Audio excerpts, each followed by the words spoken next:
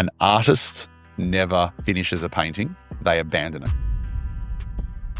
Authenticity is why people buy, why people engage. Authenticity is huge. When you get it fully and get your own stuff fully, just your message. Yep. The getting up and speaking part, I believe, is quite easy. Then I got to a point where I needed to start creating, and the more stuff you had, you just needed to get it out of your mind.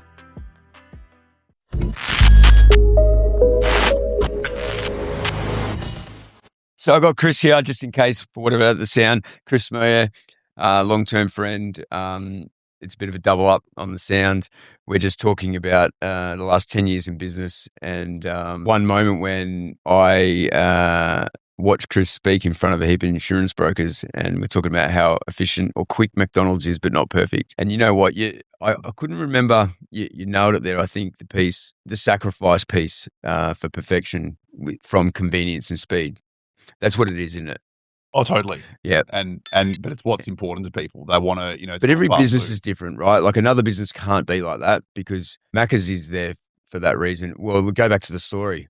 It was all about punching the burgers out, right? Like go back to the base. It's the same thing still. That's what they were created for. I think they sold, didn't they? And then whoever bought it just really flipped, excuse the pun, on its head and just was all about efficiency and getting them out. And they're changing, they're trying to remove friction. Like you've got the app. What do you think of that? I never use it, right? I don't go enough though. No, people that go all the time. No, when we go, we'll do the app. That way. Oh, you do? Yeah, you're not stunned at the menu looking. You can order, and that way that you've keyed it in right. Yep. You just tap the card sometimes without talking to someone. And it's not about wanting to talk, but it's they're removing. They're making it. Maybe I'd say they're making it harder for us as a customer because we've got to do more work, but we get more control. We know that what we're keying in is going to be right, and then they can push us through quicker because they're not relying on someone keying things in. And I reckon, I actually say, we should record it on this date that I reckon, one day you'll look back on this podcast. I reckon Macca's one day are going to have a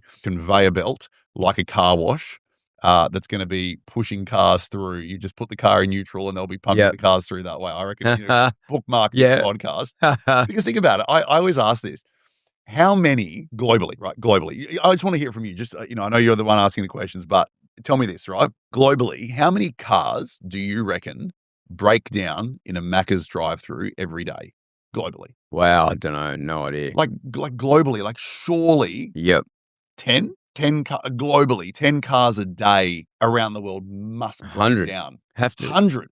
There's thousands. How many Maccas is there? I don't know. That's my point. There's tens of thousands. There's got to be something that they're going, you know what, how do we just make sure the cars keep moving through? They're doing amazing stuff. Yeah. Right? So, even if the burgers don't come out right, there's other things. That you still, I think you remember that. Everyone's got their little piece, I think, when they go to Macca's. Like, if I buy it, a lot of the time I throw it out, but it's always the thought. But it's like double cheeseburger, triple cheeseburger. It's like probably fucking 11 o'clock at night. Oh, yeah. Bit hungry. Oh, I love it. Triple cheeseburger, no pickles, no onion. And then there's the whole pickle debacle. My ex-wife, she loved them. Yeah. And hated them. Like, the whole pickle thing. Yeah. Are you a pickle man? I'm pickle man. Are you? Yeah, but I wouldn't it depends what burger you get. But no, if I'm making my own burgers, definitely, nice American burger. Yeah, definitely pickles, Macca's. Yeah, I don't know. It doesn't. Simple's better, but yeah. So last 10 years, man. So we started roughly the same time, which is awesome. And I think that's why, we don't see each other much, haven't seen each other much, but you can get back and we just click. It's so good. You put a post out a couple of weeks ago, and I remember it was one of those, it's one of those posts that for me, you'd have to have a lot of courage to say what I wanted to say. You put something out around. I was on my balcony, actually. I know the one you're talking about. You can have mates that, something like true friends or something like that are the ones that, not the ones you don't see every day, but they're ones that if you don't see them for a year or whatever, you can just pick up straight away. And I remember I was like, well, I think I'm in that category. Yeah. You're in that category with me because we haven't spoken for, I checked, it was like 2023. So it's actually been a good couple of years. And I was like, and because we're not working at the same location anymore. That's a big deal. We shared an office. That's a bit different. So that's kind of the big reason. I still get your mail, by the way. There's still some, it's one of those things. The mail doesn't stop, right? No matter what you do. That's funny. And I replied to you and I was like, yeah, man, I'm that guy. And then, we just caught up. Yep. And so good. It's like old times. And that's, I suppose, go back to the post. And like lately, I've been trying to do more of it, more authentic. And I really obviously learn a lot about people, pretty good at people skills.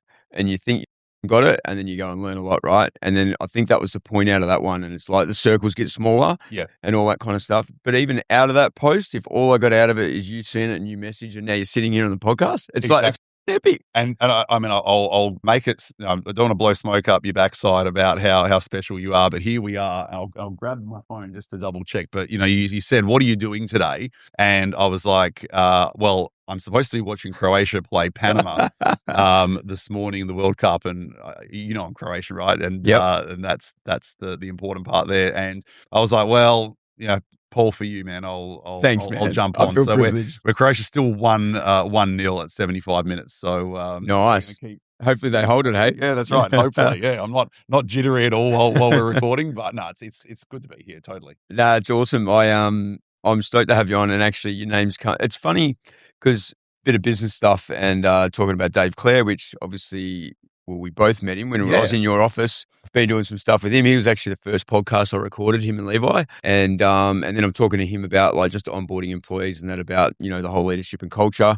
And then your name's actually come up a bit to reach out to you. So it's just funny how it's happened. How it all aligns. Because and Dave's a good mate. There was 3 people. There was you for the customer service bit. Yeah. There's the leadership culture. And then there's the self-care piece and that, like from Julian at Happiness Co. Yeah. And I'm like, I want to really drive and get them. I reckon there are 3 attributes besides business, legal, and accountancy that really need to be brought into a business or a brokerage, or it doesn't matter what it is, when people are coming on, because I think they're the foundations, right?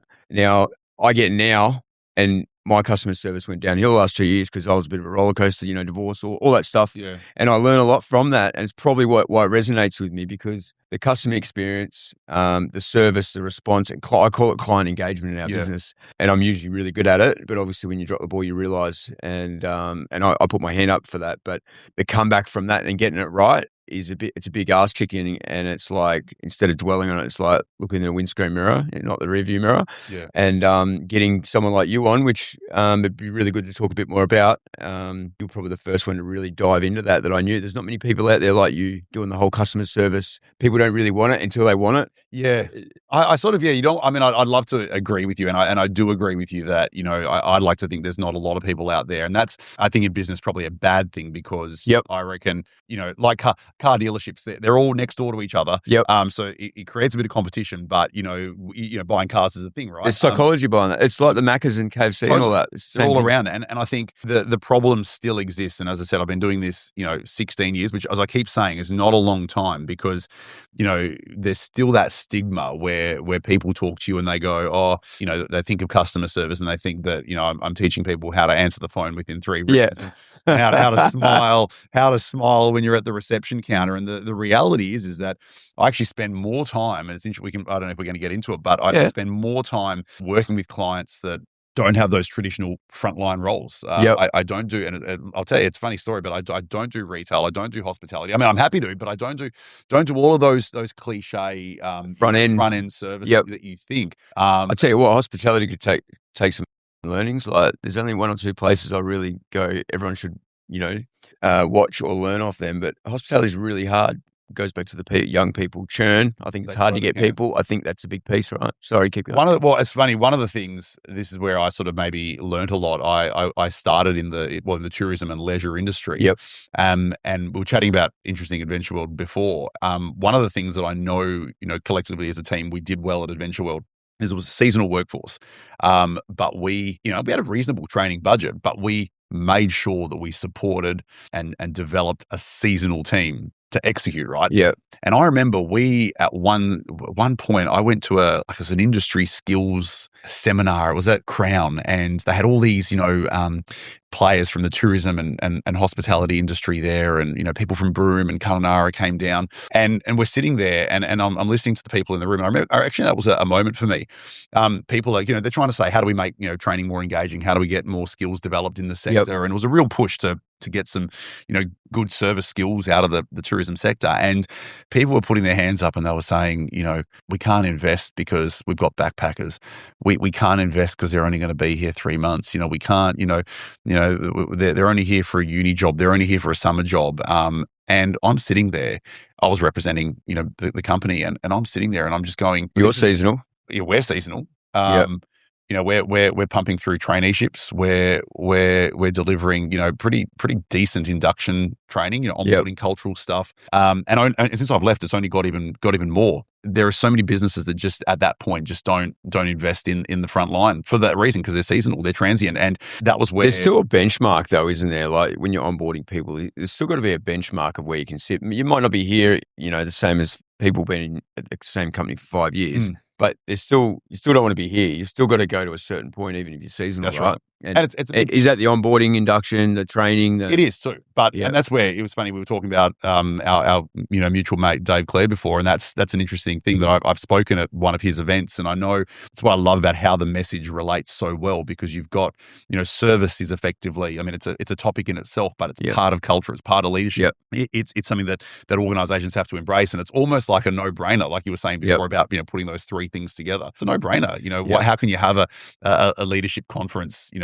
without talking about service? I admire a lot of futurists. They call, they're referred to as futurists these days, and they're talking about trends, and fundamentally the message comes back through any trend, whether it's AI, technology, whatever's happening in the future. It all comes down to, are you serving your customer effectively? What value does this have to customers? How are we reaching customers? It does, how we no matter what you're doing, tech or anything, it comes back to that at the first point. And maybe like insurance with you, it's one of those things that your premium becomes really important when you need it, or when there's a claim, or you only think about it at renewal time. And I guess the same thing is with service. It's what is it? It's like the wind. You can't. What's the analogy? It's like the wind. You can't see it, but you can feel it. Or it's not there, you can feel it. And I think the absence of service. Well, even purchasing anything, whether it's an object or a car or whatever, it's all feeling, right? And it's the same even if it's service based. It's like, what's the feeling at the end of it, or the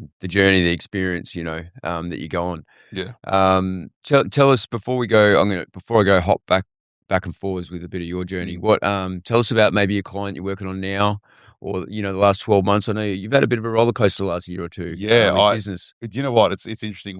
And it's funny. One of the reasons why we as well. Tied to family. Yeah. One of the things I was thinking, of course, you've had a roller coaster too, and there's been like many reasons why we haven't caught up. And I reckon the main one is it's me. It's not you. It's me.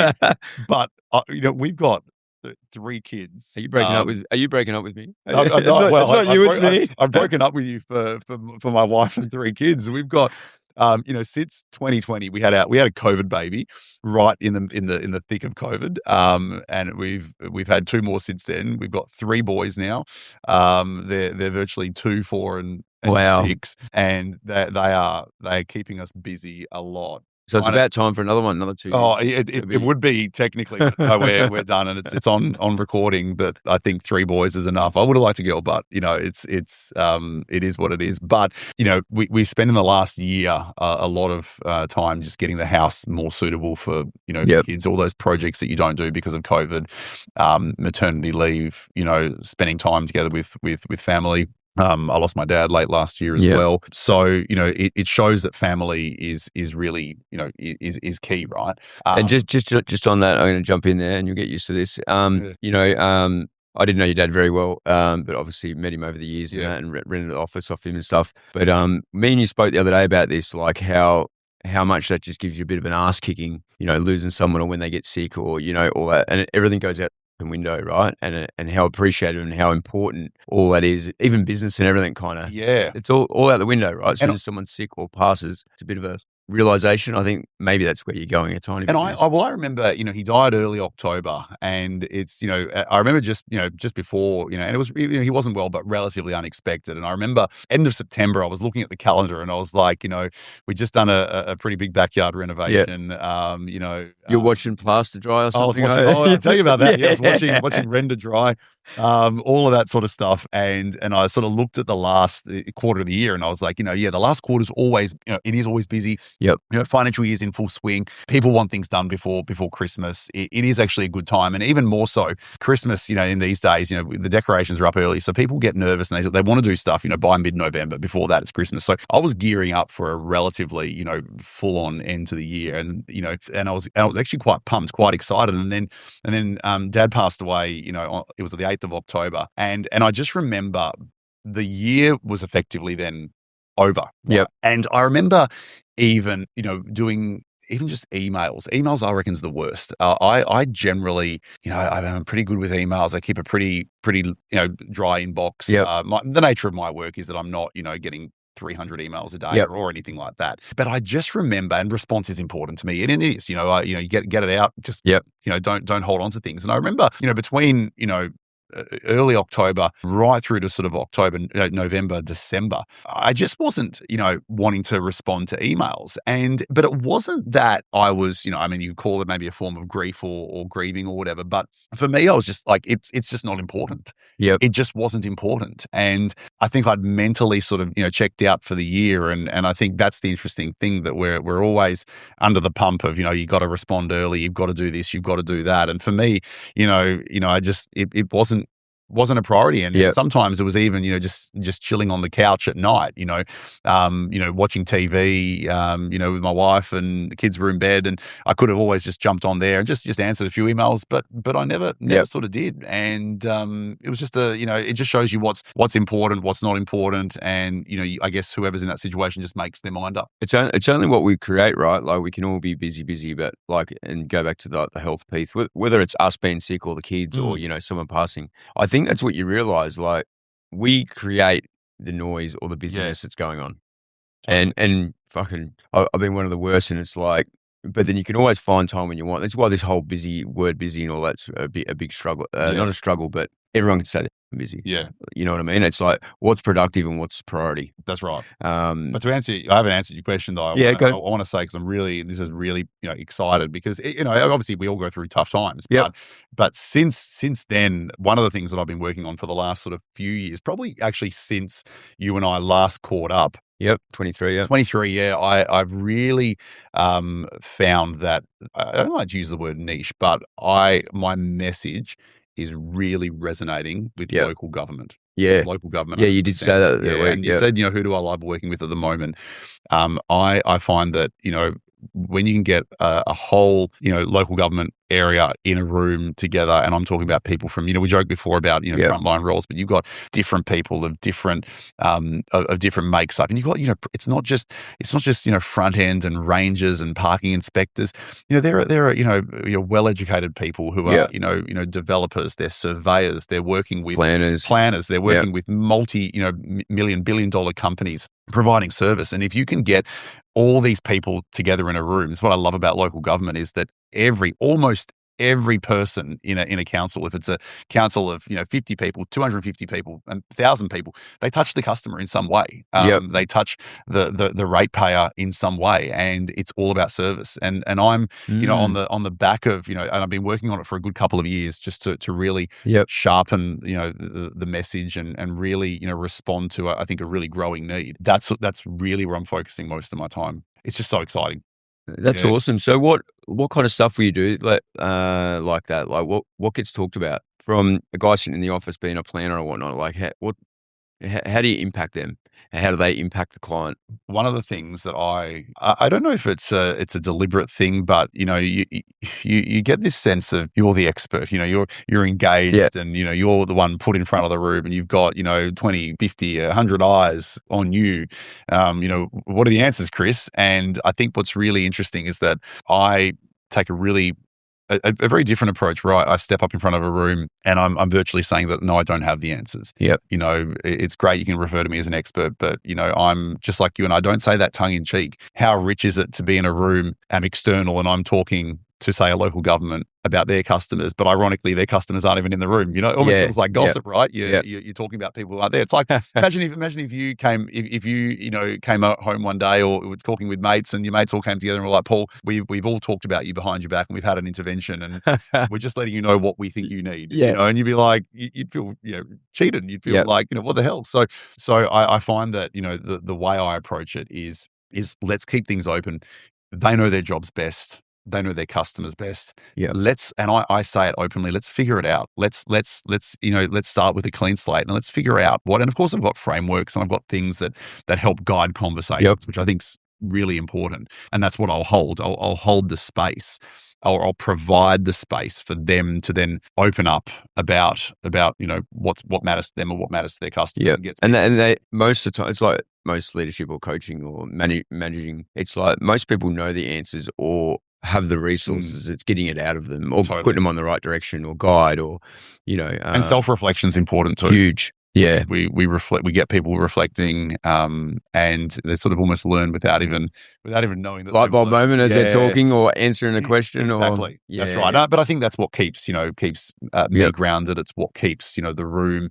I my whole job is working in front of people, and it's one of those things that I haven't done stand-up comedy, and maybe I will one day give it a go, but I reckon this is what I believe. So I don't even know if this is true, but like surely comedian, when they write jokes, if the audience doesn't laugh, then you scrap the joke, right? And I sort of feel it's the same in my industry that, a lot of really, really intelligent people, speakers, trainers, they put together some really, really cool curriculum. Like they really, think, this is what you need. And sometimes we can be in front of an audience and we're delivering stuff that you don't get the laugh, you don't get the light bulb moments, but that it's important, but do they love it? And sometimes I almost feel that when I get up in front of a room, it's almost like I'm playing my best hits. I'm not playing the songs on the album that aren't popular. I'm playing my singles, and I'm doing the lines that resonate, because it's got to be something that they're going to buy into.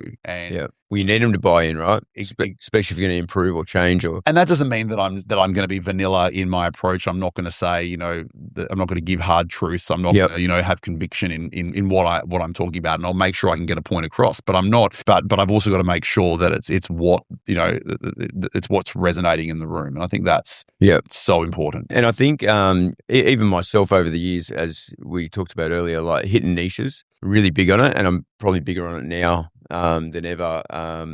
When you hit a niche, obviously you can be more of a subject matter expert, but you obviously learn a lot. You learn a lot about your client and the the experience. You said you've been work. I reckon you were touching on local government stuff even when I was in your office. I reckon even you had a mindset for it. At least. Totally. I think. Yeah. And I've done work for local government for the last 10 years. It's been really interesting, but it's just more now about, wow, I just this is something that it lights me up too. And look, every client does light me up, and it's true. I know everyone will say, oh yeah, I'm really excited to be here, and I genuinely am anytime I get in front of an audience, because that's what makes the day different. But yeah, it's really cool when you can find an industry that it's good that you grabbed hold of it and done that. And what I do remember, a couple of weeks ago, I was talking to Chris, and he had a really, really hard year. That was 25, wasn't it? Yeah. So it was 25 last year, and obviously then personally with your father and that. But you were like, I was doing the house, I was watching fucking plaster dry or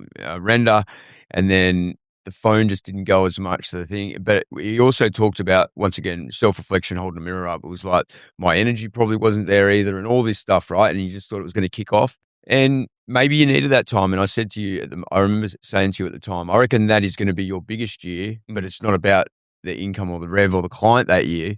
It's like, you obviously done a lot of thinking. You done the house. It kicked your ass a bit. Not as much revenue coming in. Probably spent savings. Then you had the personal stuff with your dad. That whole year, right? But I think you come into 26, and it kicked your and it's springboarded, and it all Well, it's a different type of investment, right?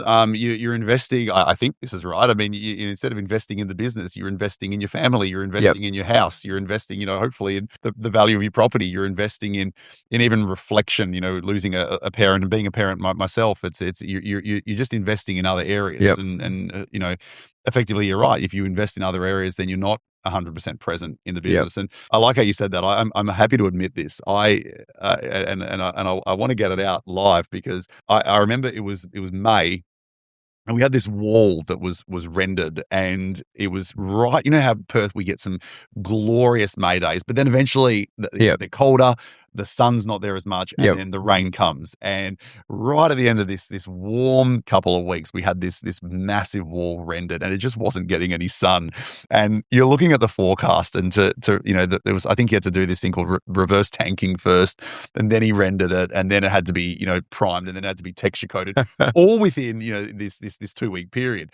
And and for the first time ever, like, this plaster is doing the work, and I'm like, are you sure you can do this? It's like I've doubted doubted him. Like, are you sure you can render in these conditions? And he's like, well, yeah, you can, but you want to make sure it Just dries. take a bit longer. And I'm watching the Bureau app, and I remember this. It was like, he said, he'll come back in a few days, and we had no work on in the backyard at all. And I remember I was at home for like not even like checking emails. Wednesday, Couldn't be bothered. Thursday, Friday. Yeah, I checked emails and Saturday. I remember like I lost a good couple of days. Yep. And I mean, when I say lost, like not even productive in other areas, I was effectively just monitoring this wall in the backyard. If that's not procrastination, I don't know what is. But yeah, I was. They say things are as boring as watching paint dry. I literally was watching render dry. Yeah. And I couldn't get it out of my mind until I was happy that the render, and I can still go through my phone now and you can see, I'm taking photos of like looking at the coloration of it, like, every, couple of hours. Drying. Actually drying. That was on my mind. What year did you buy the house? 20, you came around. I remember. Just to see it just before we moved in, as we moved in just before Christmas, 2019. Oh, it's 2019. Remember, over. It was like a couple of days. We came from the office and you had over the back of the shop. And I remember that. So that's the reason I asked. So it's 2019. I remember going there. What have you done since? Well, 2019, we were like, oh, here's our grand plan, and it was literally December 2019 that we moved in. It was 2 days before Christmas, and I remember we're about 20 weeks, pregnant with our first child. Halfway through, it was perfect. We moved in, and we sort of had that vision. We sort of thought, maybe we'll have the baby. We'll all get back to work. It was all coming together. Maybe 2021, maybe even 2022, we'll do the backyard. And then a month later, COVID starts. Like as in the virus started, and then by March 2020. There were lockdowns and stuff like that, and then prices have just gone, astronomical. And it was one of those things that, all good intentions that we were going to do this renovation and extension and all of that, but here we are 6 years later, and we've only just done one little part. It teaches patience, and it's been fine. And as I said, it was one of those things that one kid, not an issue. Even two kids, not an issue. We had a little grass patch out the front. It was a bit hard. You couldn't leave them unsupervised. Even three kids, like a baby, not an issue. But then once that third kid starts running around, and the eldest is, fully, into playing soccer, kicking the footy, like that sort of play, that sort of stuff, and toys in the toy room becomes less appealing. We had to do it. It was like and we were ready, but we'd sort of been putting it off, but we had to do it. And, that's why that investment was just so important. What's next for the house? Well, we've still got to extend. We've got two of the kids sharing a room, so which I think is great. I'm sure in a year's time we'll look back at it. They bonded every night and every morning. I think bedtime is still a disaster. Mornings are still a disaster if one wakes up before the other, especially boys. But we do need to get that extra bit of room. We're actually living. I think you knew this. We're actually living in a house that my great aunt owned, and we bought it off family. And the funny thing is that my great aunt didn't have any kids, and I know when I talk to my mum a lot about this, that she'd be really proud because right now the energy in the house, the love, the even shouting, the joy, it's there, and it's we need to expand. We need to get it a little bit bigger, but it's a house full of it's that's chaos, awesome. but it's it's typical European house, the arch up the front as well, and So, are you in the office still? I am. Yeah. You are. Still a small space. Like I had that one room, rented. Probably. It's one of those things that you need a base somewhere to go. I don't have a home office at home, and then as I said, I'm easily distracted. So and now with COVID, my wife, she'll work from home. Sorry, since COVID, she now can work from home as well some days. So you can't really be on top of each other. So I don't sort of, when I say I don't need an office, but it's really nice to have a base. Where you it was the same as here. As you know, I was in the other office in Wembley, and it's like less people and all that, and there's so much space and cost. You're talking between 80 to 100 grand, and got rid of it, but straight away could have just kept working from home. But straight away, I'm like, I need a base, and like got this small room here now, and just to see what happens moving forward. But I think having a base or just a fresh setup for me actually was a big part of it. I realised, been in that office a while after I left where you were, and but having a base, come back, everything's set up, no kids, no wife, you can zone in. And for me, I don't need, like, I was thinking about quiet I do need. Like the thing I love the most about my office is I can do anything anywhere, cafes, mobile phone, whatever. That's easy. Even on the couch at home, there's Yeah, you can same. run a business. It's no stress. I guess and everyone's got a similar thing, but in the intellectual property game where I am in, like I'm constantly thinking about, ideation of content. And I wrote a book as an example. I want to write another I was going one. to touch on that next. For sure. But you need a space where you can. Well, I need a space to spread out and a space in silence. I've got a mate who wrote a book, and we were chatting about it actually, and we actually had a coffee one day, and he said, "Oh, this is where I wrote my book." Yeah, he wrote his book, and we're at this loud cafe, and I'm like, you're almost getting twitches. I said to him, how could you write in this space? Yeah, I'm like, I need peace, I need quiet, I need like serenity. But it's so interesting. Everyone's different, Yeah. Some people really get in the zone in loud environments, busy environments, with music, and I just need quiet.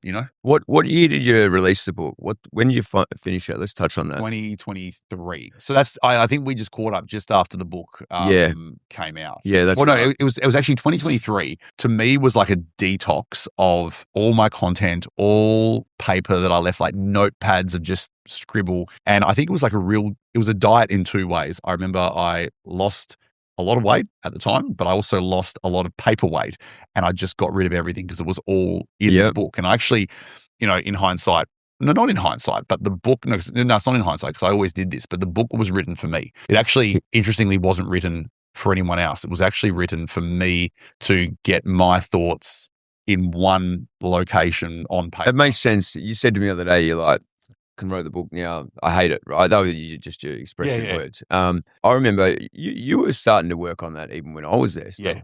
And I remember bounce off chatting with you, all that. And like, I don't think there's any like roadmap or rule book how you bring it together, right? No. And once again, it's like, did you know that you were writing it for you in the beginning, or were you think you were writing it for others, but then realized after? Yes. And that's maybe why you didn't. All the advice I received. Yeah. But all the advice I received was that, you're not writing a series of Harry Potter. You're writing a book for a commercial reason, and that's it's a product that relates to what you do, and there's got to be some sort of I guess commercial outcome from it. So I always had that advice, but then yet when I was doing the writing, I didn't have that parallel. Like I didn't draw that together. And so I knew that when I was writing it, because. So tell me why you said what you said the other day. Well, the thing with intellectual property, and it was funny reflecting on COVID, is that, IP sounds so fancy, is that it becomes paralyzing.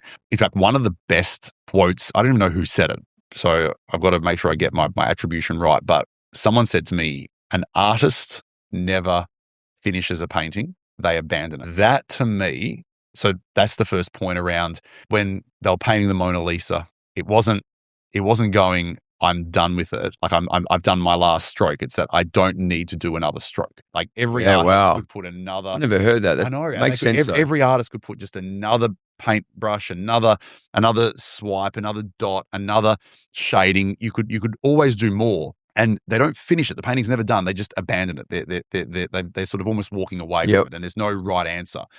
You like that at the end, where? Yeah, well, that's how I got into almost the writing, because especially during COVID, and I think this is a good thing. A lot of companies out there were doing a lot of content around, you can learn from home, self-pay. Yeah, heaps. And I remember there were times that we had this our first baby, and my wife would get up at 1 a.m. to do a breastfeed or something like that, and I'm there just watching another webinar. Like they're all pre-recorded, and I'm just consuming, which is always cool.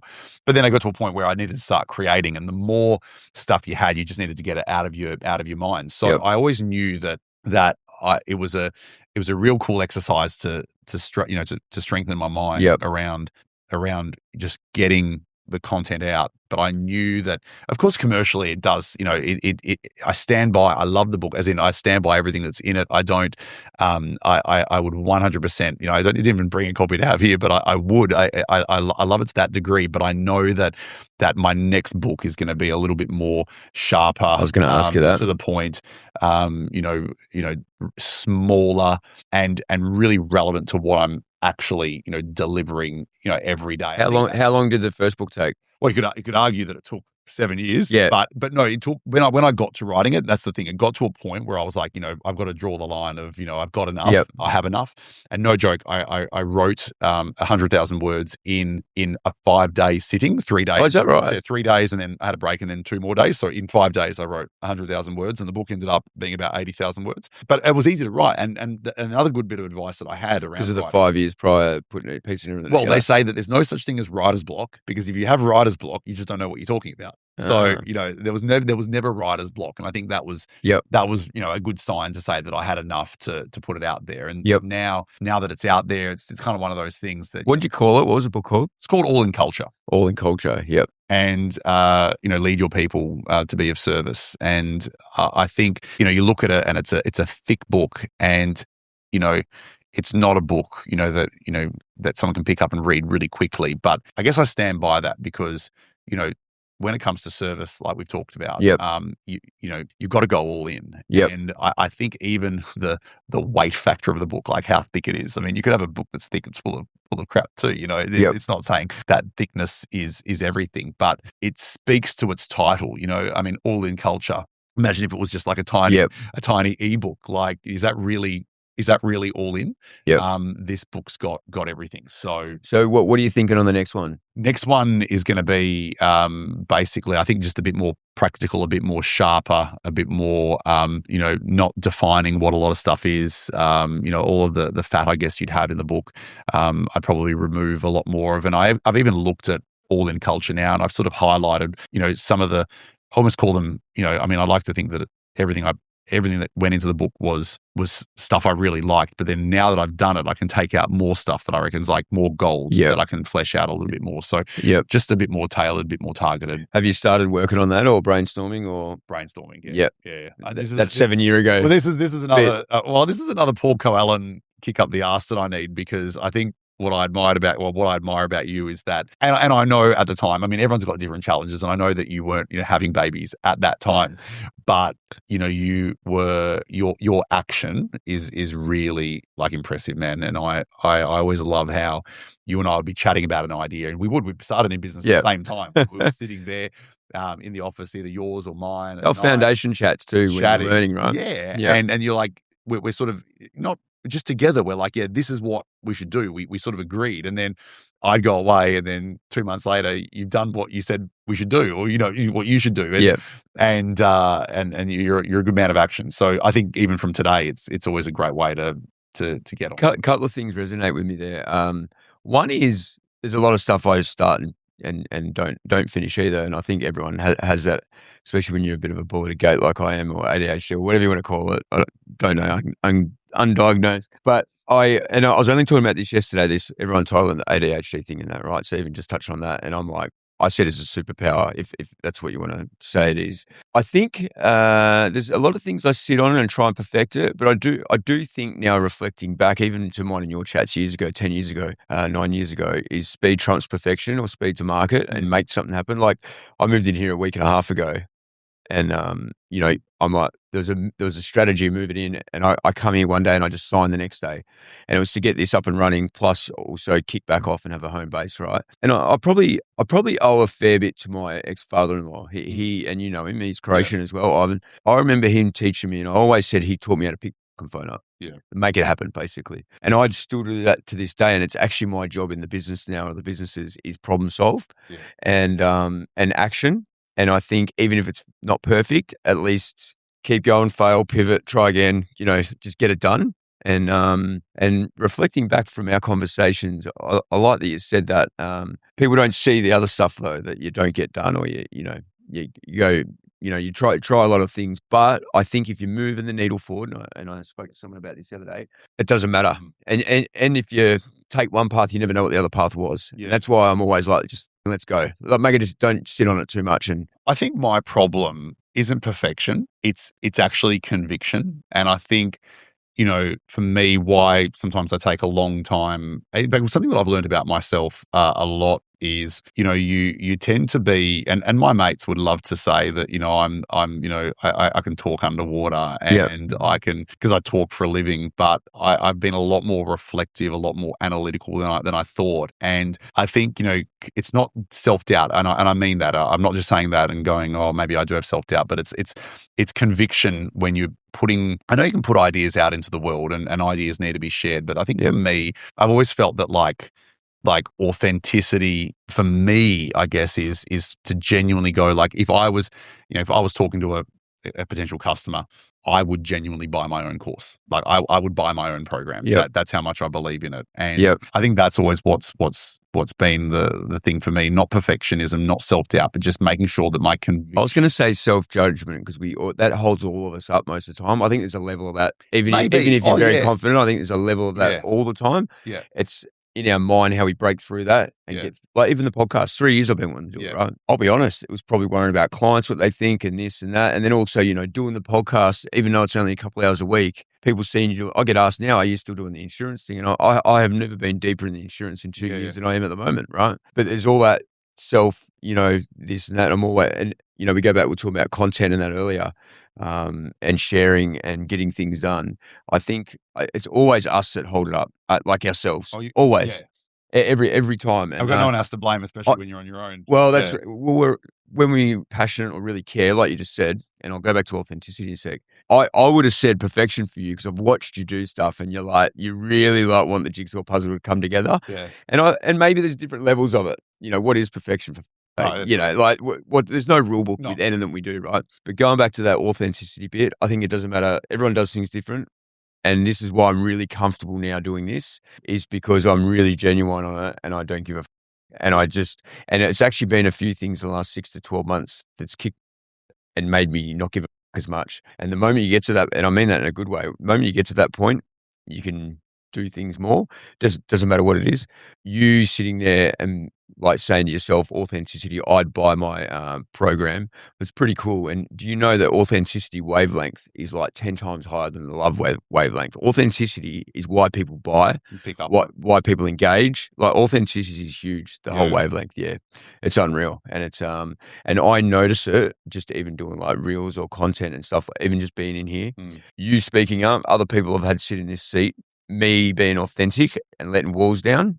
Vulnerability, accountability, they do. And I've had people say stuff on here that their whole family, like from, committing suicide to all that stuff, dark thoughts and all the stuff that you wouldn't talk to anyone. And we're sitting here on camera and 2 minutes in, comes back to that piece, authenticity. And if you believe in it and you care's a big piece, like your program, I think that's all the difference than it being smoke and mirrors or you're trying to make it look good, but you don't. You know what I mean? Like more worried about the way people judge. Totally. And that's the thing when you're actually talking on stage in front of people, if you don't get it yourself. And there's been heaps of moments where I've been sort of in my head still stitching together some content live and you can feel that the energy, isn't there.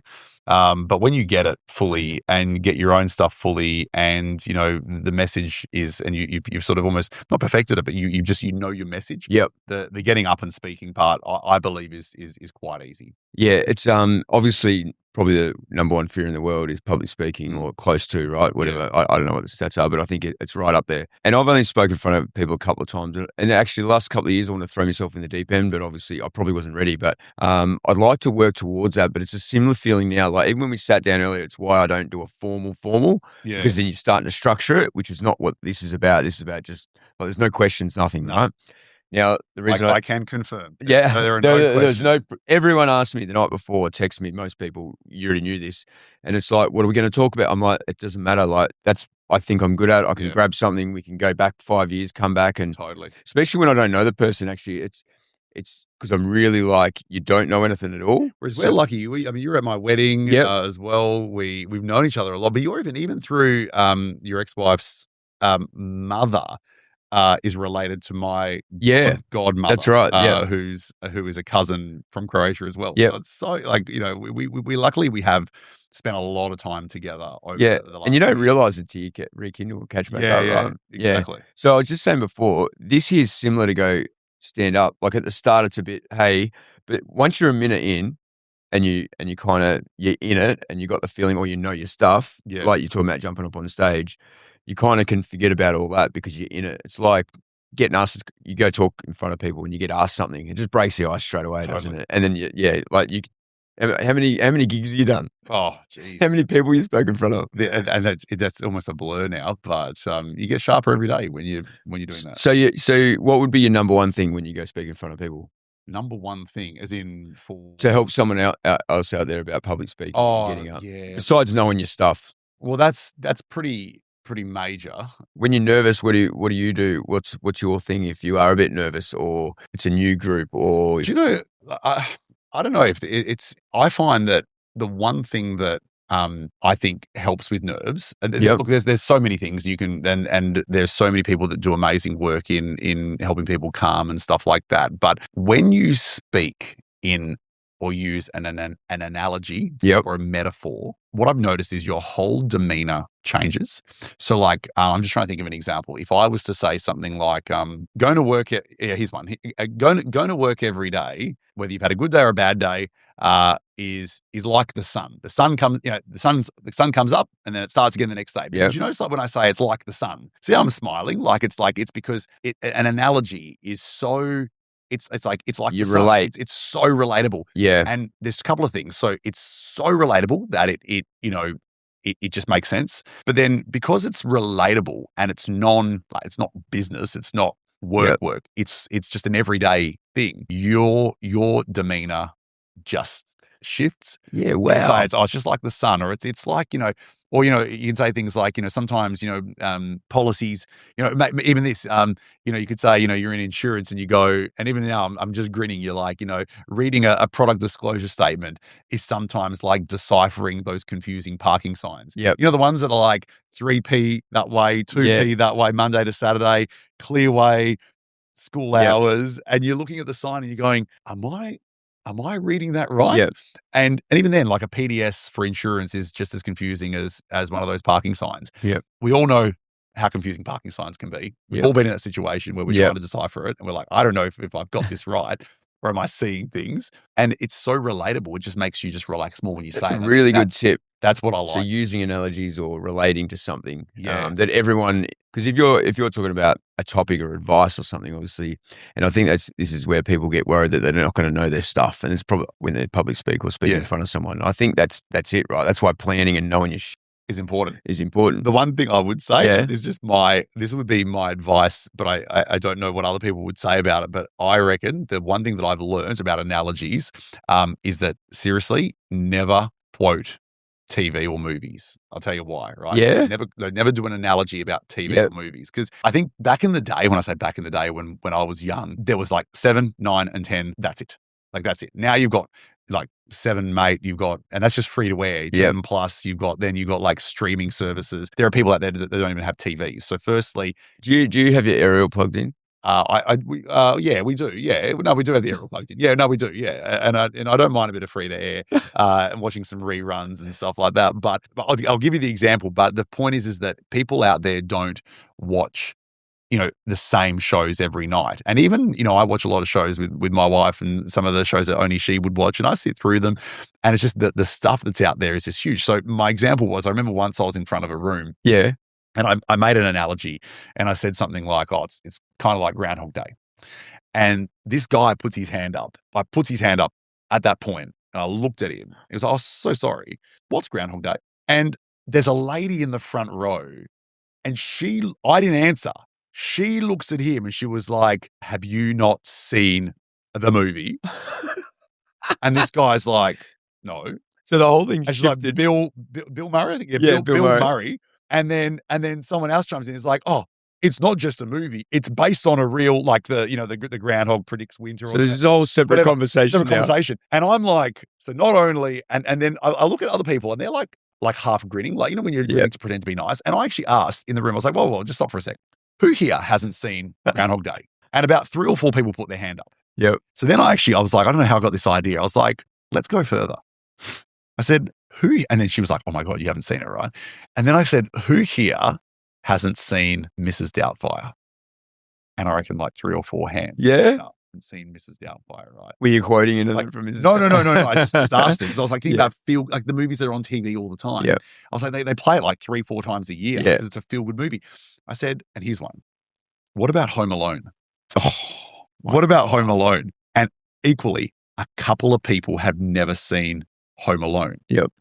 Now, and I actually, my 6-year-old, we actually I showed him, my wife and I showed him Home Alone just last Christmas, and I was like, you've got to like teach your kid Home Alone, and it's just amazing. And it's like you want to almost get not judgy at all, but you're like, how can you not? And that's what I'm saying. That the whole conversation turns from the analogy that's going to help you, to relate. a debate, to relate to a debate about in the crowd. How can you not have seen Home Alone or Mrs. Doubtfire or Groundhog Day? And I think we're at this turning point now, not just with like with TV for sure, but these movies like that are 90s movies. You know, like there's going to come a time where people won't have seen them. You know, Titanic might be one. But it's kind of like, I don't know, maybe like what The Sound of Music or The Wizard of Oz was one day. So I always find that analogies with TV and movies are really difficult. What's the best Walt Disney one? Walt movie? Disney movie. You can't fault The Lion King. Oh, you can't fault The Lion King. That's true. I actually, the one that I remember, so part of my background of what really springboarded me out of the leisure industry days, I actually went to an exec program at the Disney Institute. Oh, wow. I told you about that. It's like, so Disney Institute, it's like a university based at Disney. Where's that? It was in Orlando, Florida. Yep. I went there in 2014 and I did an executive, week-long course. But to answer your question about the movie, it was around the same time that they released that Saving Mr. Banks movie, which was Tom Hanks. Yep. And it was the first time that actually they depicted Walt Disney in a film, right? Anyway, but just watching how Disney tell stories and how Disney operate and how, you talk about smoke and mirrors, all this smoke and mirrors there because they're putting on such a great show. And I think, that really, when I saw how they delivered those programs, it was next level. Was it really? That would have been, that's a pretty cool experience. It sort of motivated me, not directly straight away, but it motivated me to eventually, in my mind, I knew what I sort of wanted to do in the industry at that time, and I'd done at that point it was like 4 years, and I did another full year after the program, and then I was ready to kind of springboard out and share a message, So Disney movies, I reckon The Lion King. That one, Lion King, yeah. I always go back to Shrek. Yeah, Shrek is is it? Yeah, it's Disney, isn't it? Maybe, yeah, it probably is. I don't know. I know that the whole Pixar thing's Disney now because I know Toy Story 5 is coming out. Someone just went and watched it Sunday. Actually, I didn't know. Is it actually? Oh, you come? Yeah, it's out. It's out. I can't wait. I might go with the kids. In the July holidays. So it's an interesting thing how they operate, and even interesting like around leaders. I don't like to sometimes quoting Walt Disney's.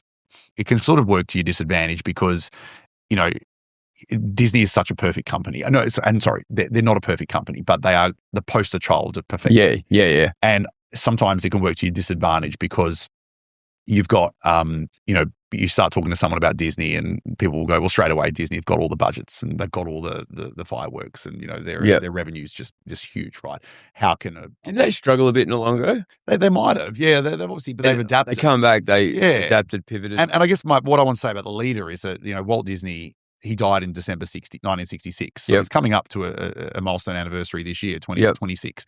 And the business, effectively operates as if he was still alive today. His legacy is huge, which I think there's a lot to take out of that, isn't there? There is. That's huge. But on that note, I try and I don't. I mean, you can use it as the poster child, but then I have to sort of quickly. What I find is quickly get away from Disney because it can be a bit paralyzing when you're a one man shop or a small business or even a large business like a local government, that provides like a necessity of service and tying analogies to Disneyland. Not always helpful. Do you know much about this left field? Do you know much about the whole? And this was at high school. I was taught this. The whole Disney movies, and obviously they were affiliated with McDonald's a lot further. All the figurines, Happy Meals, and all that.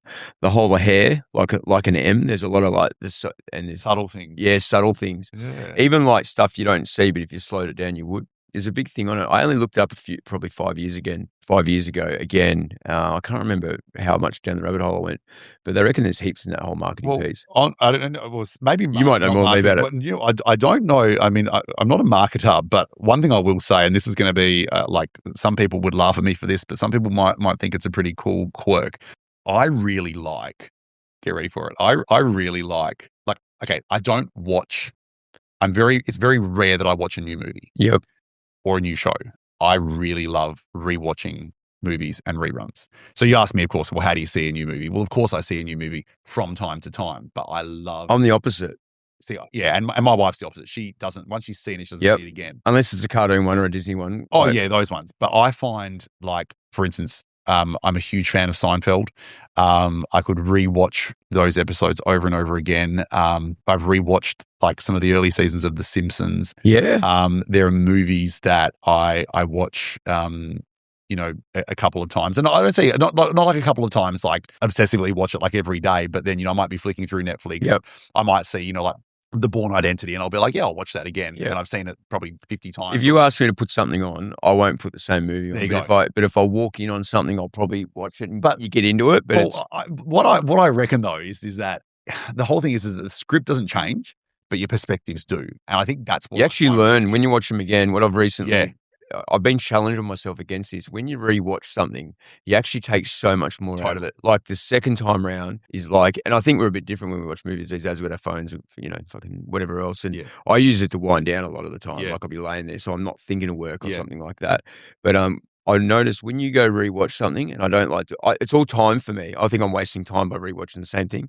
But when you do and you get into it, and usually it's accidental for me, like it'll be on TV. Yeah, on and TV, I'll rewatch it, and you're like, realize that last time. And you do. You bang on perspective. You pick up different things. Yep. And your life changes, and then you take different things out of it, or you notice things that weren't there the first time. Yeah, it's just amazing. That's what I love. And I'm not saying I do that. We do it with that intent. I just enjoy it. Sometimes, you know, it's funny. If you see a good movie, you'll never see it. Like, if you know a good movie, you'll never watch a bad one. And I know that, you know, I say to my wife, you know, how's this movie going, or how's this show going? And she's like, oh, I got bored. I just turned it off. And, you know, it didn't hit the mark. And, you know, of course, you know, if you're just watching any stuff on TV, of course, you're going to come across stuff you don't like. Yep.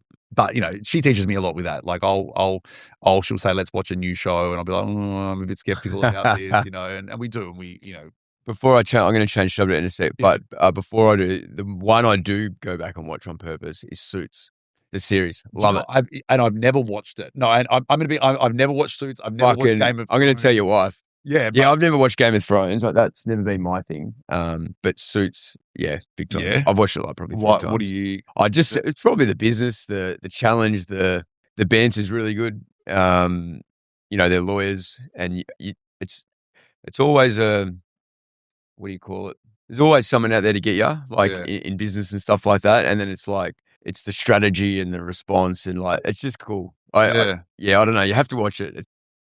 It's the whole business side of things. I think I just like watching it. Sometimes people, I don't know if it's the best example, but people go, oh, drama is just, it's a TV show. It's not real. But then there's got to be elements of truth to things. And getting humbled, getting challenged, losing, like, that's what I take out. I always like reflect on my daily stuff. Did I see something? I think it was The Crown. Yeah, no, it was The Crown, but I don't know who said it. One of the princes, maybe Harry, I don't know. They said, someone asked him, you know, what did you think about The Crown? And I think the response was, you know, it's a TV show, but it's also true. Yeah. Like it's also true. And it's got to be along the line. It's got to be along the lines. Yeah. And some stuff is like dramatic license, you know, to get a point across. But like, that's the thing. Like maybe the conversation didn't happen, but the guts of the conversation did. You know, it's like on here's a real, you know, cheesy one, but you know, it's like on, you know, Home and Away or Neighbours, where, you know, a pregnancy lasts 3 months. You know, like that 1 minute they're pregnant, and the next minute they're delivering the baby. You look at that and you're going, like, surely that, but it's to get a point across. Yeah, message is being delivered. That's what I find funny about poetic license. You know? I'm gonna change it up here because I can tell I'm a bit rusty on this and haven't filmed for about 8 weeks. But the original, you asked me about the journey and why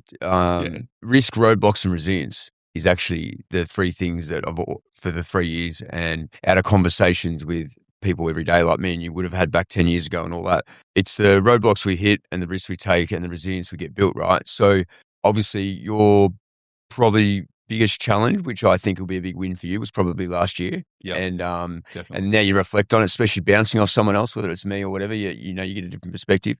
But I'm going to want to tape back a fair bit. Where were you born? I was born around the corner from here, Yep. Subiaco, where we're filming St. now. John of God. King Edward. Oh, King Edward, yeah. King Edward, Oh, it's yeah. just there, yeah. I was born just under 6 weeks early, prematurely. And look at my. What year was that? So 88. 88, yep. It's a bicentennial baby. Yep. They refer to us as. We got I think $50 from the government. They got put in Is that right? in an account. We got a little. Actually, I've heard that. Yeah. So 1988. So I'll be. Where were you living then? We actually lived in a flat in, I think it was technically Osborne Park, but just around near Belcatta. Yep. Where my You don't hear that word much anymore, flat, do you? That's flat, yeah, that's it. The flats are still there. Always drive past. Yep. They're still there. And what was mum and dad doing at the time? So, mum obviously mat leave, but both of my parents, they're actually teachers. They trained as school teachers. And both my parents, they told me this. There was a period where teachers couldn't get work, so they both ended up taking the public service test and became public servants. So Dad at the time was working for the Department of Immigration. And mum, obviously, when she didn't have me, that makes sense. Actually, for the tax office. So both of them were working for the public service. Yeah. So, so growing up, so how long did you stay there for in that flat? Parents already had a block in Careen. They had already, I said that's where they were going to build. So I think I was about two when we moved in to the family home in Careen, and my mum's now still there. Oh, that's still the family home. Yep. And then we've ended up moving back, sort of, where my grandparents were, and they lived in Stirling, which was all back in the day, Market Gardens, and we bought a house off family there, and we spent, obviously we didn't live in that house, but grew up, spent a lot of time on weekends and stuff like that. A lot of memories and a lot of photos. We painted the house, but you can see the existing arches in it, and you got family photos from 40 years ago. In that same house. So that's cool. So I grew up in Careen, and so with your dad, because didn't your dad go on his own? He did, yeah. So talk to me about that. So he was at the Department of Immigration when you were born. Yep. A couple of years later, you moved into where your family home is now. Yep. And then how long did your dad stay there? Because obviously similar industry. Yeah, he started a business at a really good time in 1996. And it was at the time where there was a lot of booming immigration, a lot of oil and gas projects that were starting to pick up, a lot of mining stuff, if you think about it. And because he'd worked in the department for so long, from I think about 16 years, from about 1981 through to 1996, he had built a lot of relationships. And to be honest, I think my dad, he said this to me many times, that his biggest frustration was a lot of the politics in the public service. He believed there was sort of, sometimes sometimes nepotism in getting promotions and getting jobs. And, he went for a lot and got knocked back a lot of the time. And he took this major risk. I think that was an interesting point, just about taking risks and set up a So how old were you then when that happened? 8. You would have been 8. So it's a really good point, right? Because you don't realize it at the time when you're 8, but you probably learn a lot from that. Obviously, you're talking about it now. The jump your dad took, but in his world, the roadblock and the risk he took probably built him his resilience in his business, because probably wasn't couldn't get the promotion or whatever went on, and probably wasn't happy, and then it pushed him, and he's like, "Could I go out on my own?" Yeah, exactly. And back then, I reckon it's a bigger risk than what it would be today to take that jump. Totally. Honestly, like it was more survival mode back then, white picket fence, safety net a lot. Did he do a lot of hours there in the department? Or when he jumped? He did. From what I heard, and I remember when we were talking after he passed away, we were hearing a lot more about how he worked, and he always picked up a bit of overtime and flexi days and stuff like that to help the family. But I know when he started the business, God knows, I guess what the books look like. I can't say that, but what I can say is that he was busy, and there were times that, he was up until, and probably impacted his health to a degree. In fact, the actual advice that he gave me when I started my job was actually, interestingly, he had a colleague who did the same thing as him from the department. And I think he ended up having a heart attack a year or so later and passed away after he started his own business. And I know my old man, was doing a lot of late nights, a lot of weekend work. And Mum was helping him out a lot as well. So there was that period of time where, us kids just needed to be quiet and maybe watch TV. I think they got a Foxtel subscription and we're like, go watch some Foxtel, So, I think it did take a toll on his health anyway, but he was busy. And I guess that's a good thing, As in, what I mean is there was, he was providing, but there were always clients,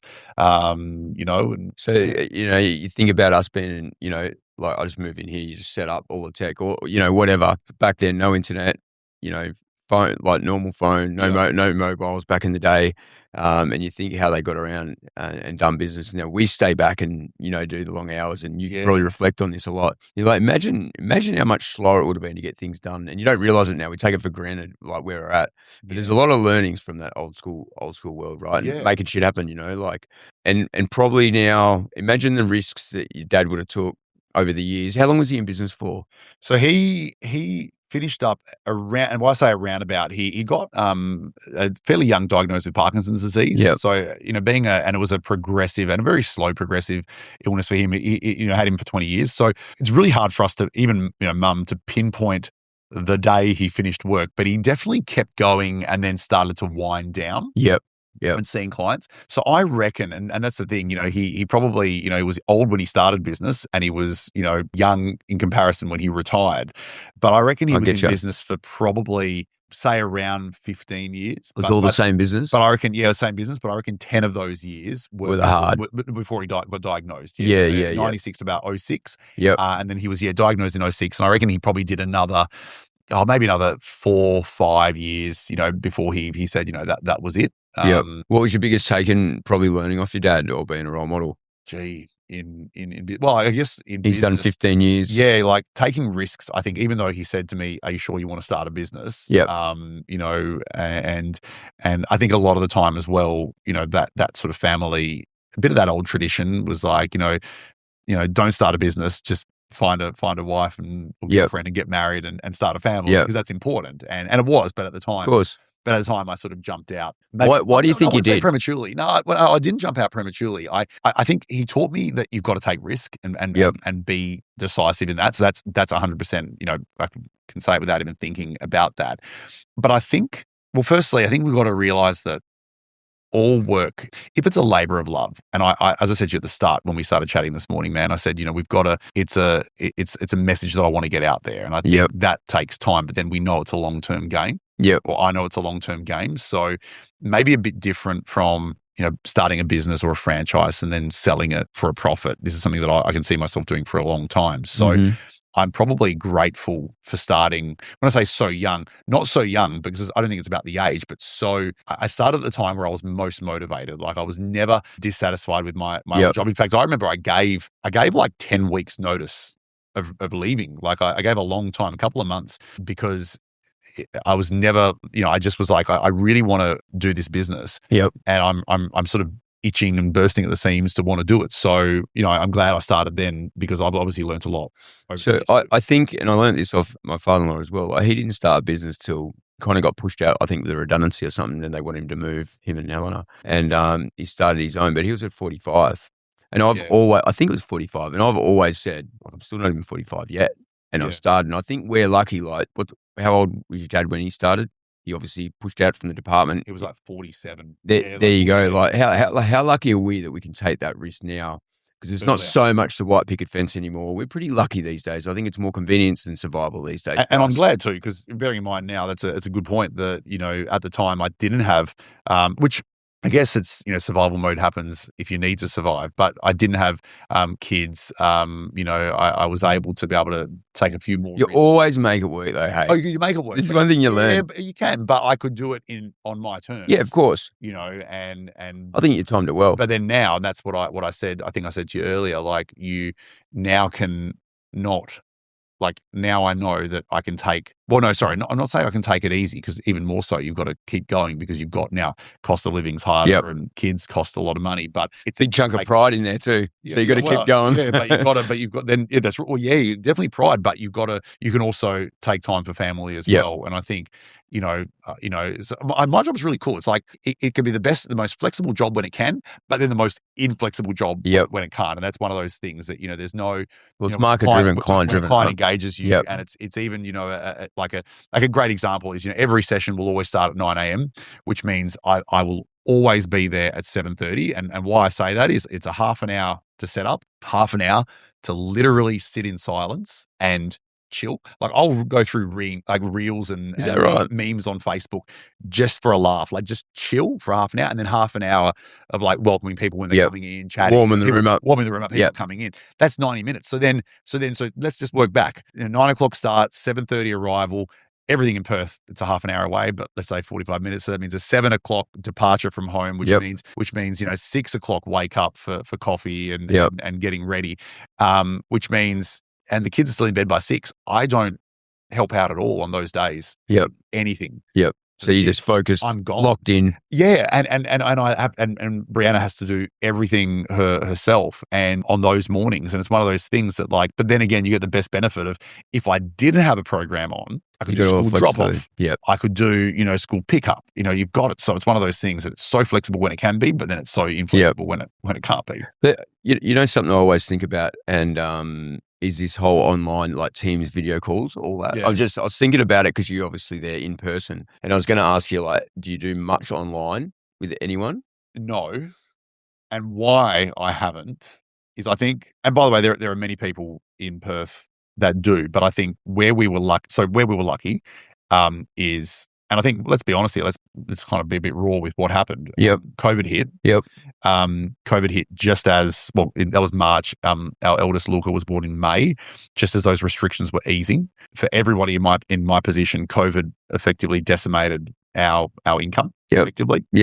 And we started, I was on the JobKeeper sort of subsidy that the government had at the time. I joke about this because I almost called JobKeeper like my paid paternity leave. Because there were periods where we couldn't work. So I was home with the new baby. It was very, very special. Very, very unbelievable. Cool. But then, as most people know with Perth, come July, we're talking, by the way, a couple of months here, JobKeeper. We're not talking a lot, but come July, then we were the lucky state. So because we had Luca early, like at the start of COVID, I didn't like pivot and go buying Rode mics and and online setups and stuff like that. I never went into that because I took those moments to be at home with the family. And then by the time Perth's restrictions had sort of finished, there was the odd Teams thing because people were still figuring out technology. Teams, did happen, but then before you knew it, we were back into it in that year, and it was good. It was ready to get out of the house too. By the way, it was ready to after a couple of months off, you just need to get back into it. So JobKeeper went back into it, and I just never ended up doubling down on that. And I'm not saying, some people say they even like it or they don't. I'm not saying that I like it or don't. I've just never needed to dabble in that. And so talk about where I was kind of going with this, and it's good to get your perspective psychologically or mindset or whatever with clients. Go back probably 5 years and I'd be like, you've got to have meetings with clients. You've got to have face-to-face, right? As much as you can. It's actually, and even clients probably wanted that. And this probably come out of COVID. It sped things up, right? Sped a lot of things up. Technology, definitely. Now, clients now want the Teams meeting, and it all comes back to time and travel. Like, I meet with some clients, but I can tell you now, even bigger clients you would normally go and meet with, sit at the round table, go there and you do the normal thing. I can tell you now, I reckon it shifted the mindset. Like, I used to worry when I couldn't have a meeting and you're going to go, hey, can we get on Teams? Now, I think that's what's wanted. I honestly think that now, because everything's about time, right? And people are so used to the whole Teams video thing. And I'm not talking about really in your job. I'm just talking about meetings and engagement with clients, right? Which I was talking about before. We probably dropped the ball. Well, I did personally. But now I always think about this, how it's shifted with a client now. And I think they more want the Teams than they do in the in-person, unless you're going for a lunch or something. Yeah. But honestly, I used to worry about that. like trying not to do a Teams, I think it's flipped because everyone's so used to it. Yeah. And it's all time. We're all fast paced, right? Go to most logistics, mining, all that. And a lot of the invites, the calendar invites actually have just a permanent Teams link. Yeah. Anyway. Yep. So you can get on. So it's not as, like being a bit probably old school and people skills and that. Like I used to love being in person and I used to think that's what was wanted and it probably was. I just think it's done a big 180. And actually what I find on that note, just with meetings, so let's say I was thinking about training, delivery or workshops, but meetings, I find that Teams meetings are because in a company, because, like we work for companies where they're our clients. When you're in one room, like they're there in their office, whether you meet them in person or not, I don't think makes a difference. But I think it does. But it always does. But they're there.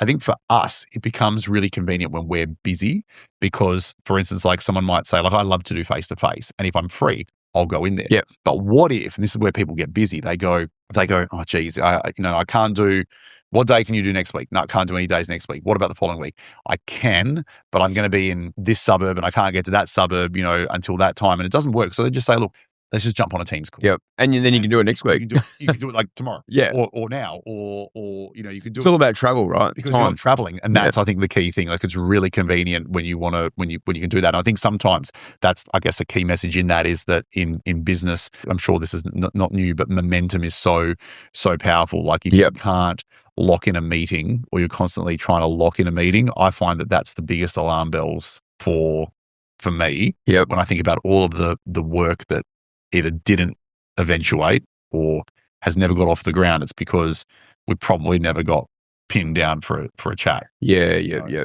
So and there's actually a lot, go back to authenticity and relating to people on a Teams, right? There's obviously a lot of work done around that now, especially the last few years after COVID. And I don't know how much more people get on that stuff, but it's the most, right? And I was watching this Diary of a CEO, so Steve Bartlett. Vanessa's on it. Vanessa's someone, I'll follow her now. She's unreal with people skills and communication. Oh, yeah. And she was talking about it was her. She was talking about the background, like don't do a blurred or don't do a background. It's distracting. Yeah. When you get on there, instead of going, how's your day or how's the weather? It's like, she'll go on there prepped with a question. Yeah. And she's got these 2 or 3 questions and they're really, really, really good. And it's like, and everyone knows because, you get on regular Teams and there might be 5 people on there and it kind of breaks the ice and it just changes the whole meeting. And there's a lot of smarts around that now because some people get on there and it's just very transactional or, you're trying to get like this face to face, but you're on a computer. It's harder to. And she made some really good points. And it's funny how much we worry about that stuff now than, meeting up or, you know what I mean? Totally. Yeah. But I do find that relationships when you're in person though, you never beat it. People say to me, how long do we need to meet? And I generally find that in like a conversation where we're trying to really find out if we're the right fit for each other, I honestly find that 90 minutes is a sweet spot. And what I mean by that is like an hour goes very quickly. Yep. Take out, a bit of the pleasantries here and there, and whatever. And it might take a while to frame, not ice break, but frame the guts of the conversation. And then if you're on a roll, you don't want to sort of wind up. So look, I can keep a meeting to 30 minutes if you gave me 30 minutes, 15, we could do it or an hour, but I think 90 minutes is a good amount of time, even like in a workshop, you start at 9, have morning tea at 10:30. It's a good amount of time. Yeah. Feels good. I caught up with a client yesterday, a long-standing client actually, and the 3 directors. And I don't think I've ever had them at the table and we're laughing about it, like all separate. But we went and had lunch and we were like, we talk all the time. And they've actually had a big week this week. A lot of problem solving between me and Jackson. But we're like, need to do this every couple of months. Like you do start to lose it. It goes back to the whole teams and busy at work. And like we spoke probably 10 times last week, but then just sitting there yesterday and just having a chat and trying not to talk shop at all. I think we did for like 5 minutes, like no work. How important that is just for the relationship piece, like to talk, they've got a farm or, whatever it is and just chat about that stuff or just life in general. And I find that then follow-up calls, for instance, if you're chasing something or if you're trying to get something across the line and, I find that those follow-up calls are a lot easier if you've had a really cool connect, relate. And I actually even, I say it, I refer to heaps of, clients as mates, and I mean that. I even though we're not socially catching up all of the time, I treat those calls as a mate's phone call. It's a different relationship, isn't it? Yeah. And especially problem solving. Like if something's really serious, I'll be like, let's catch up. Let's go and have brekkie tomorrow. And you'll shift things like when things are important. But if there's a problem with a client or a major claim or anything like that, you still, even insurer, fucking jumped up and down with an insurer last week. Mm. In the end, we're having a face-to-face. Even though we could do Teams, and I think we've got one a month, I'm like, we need to sit at a round table, even though it's not much different, probably say the same stuff. But being in person, you just like, you let your walls down, you be vulnerable, and then both of you will problem solve together instead of tit for tat or blame or, That's you know. right. And I think there's still a lot to, you know, take out of that big time. Oh, yeah. Yeah. That's all about connection. And one more thing I wouldn't mind asking you about is, you know, with all this tech and stuff, and it's kind of similar actually, you know, I follow Gary Vee and all that stuff, heaps. You followed Gary Vee before anyone followed Gary Vee. I want to make that clear. No, you did. No, he's obviously a legend. Popular, but I know you were really, I want to say an early adopter. We're talking years ago, and I know it's been around for a while. But before he became a real name, he's and I met him as well a couple of times. Me and Mish actually met him, got a photo with him. He's a legend. And I still follow. He shifted a lot, and I like to learn a bit about that. And I think I've got a bit of similar traits as well, just trying to be authentic and be yourself. But you know what he talks about a lot is, and you know, this could come back to the customer experience bit, is walking in nature, camping, libraries. All that stuff is going to be boom bigger than ever. And I think you look up libraries in the US and that now, and it's like it's nuts because we're so tech on Teams, you know, all relatable to what we're just talking about, and you know. We'll pay people to go for a walk, basically. Yeah. That's what he reckons the future will be, because it's this much part of your world. You know what I mean? Now you go back to the customer or the client piece. What matters with them? I think there'll be a big crossover with that piece there, and it comes back to meeting in person because you hardly ever get to, and it'll make a significant value and difference with a client or a, you know. I don't know what your take is on that, but so I've got a bit of a different take, and I've got to be I'm sort of going to sound a bit sort of middle of the range here in how I say it. Well, okay. But I think we have to realize that, so with technology, just as I say as a consumer, with technology, it does some amazing things for service. It does. Efficiency, convenience. You know, we don't even realize how well, because we take it for granted. Great, right? It's great. That's the first thing. But we all know that technology doesn't always work, and that's where humans need to step in. There's a lot of arguments at the moment that humans are, you know, we need humans for more the emotional side, for the connection side, and I don't disagree with that. But what I do find, and this is where my focus is at the moment, is that if you take those two as separate, I don't think you're ever going to win, because, for instance, technology is becoming more human, and technology has, you know, it does recognize emotion. Some of the AI stuff, you know, is pretty good at sort of reading, you know, unbelievable and stuff, right? But then how bad is it when you've got a human being that doesn't respond and adapt as quickly as technology does? That'll be the issue we're going through now. And we're not robots, but this is my point. I don't dwell on humans being purely for connection and slowing things down. I'm really advocating for, can humans learn to read the room better, not follow scripts? Problem solve, you know, with discretion, because not everything with customers is set in a policy. It's not. There's always, you know, discretion and wriggle room in that grey areas. I was about to say grey area. And I think what's more frustrating when an app breaks down or a website breaks down, of course it's frustrating. What I think is more frustrating is when a human being can't jump in and fill the gap and fill the gap when there's, I'm not saying conflict, but when there's a problem, or when there's something that needs a bit of that human heart. So it's not just about connection. I think it's about, you know, responsiveness and all of that. And do you kind of mean out of that, like, we're getting dumber, or like using a calculator instead of working things out, or do you mean just as a human keeping up with the tech and understanding it and filling the gap? Well, we'll put it this way: if we're used to technology doing things quickly for us, just say quickly, just give a generic example, then nothing's worse than a slow human. Do you know something I think about all the time? It's so relevant. Now, you're going up to the cash register.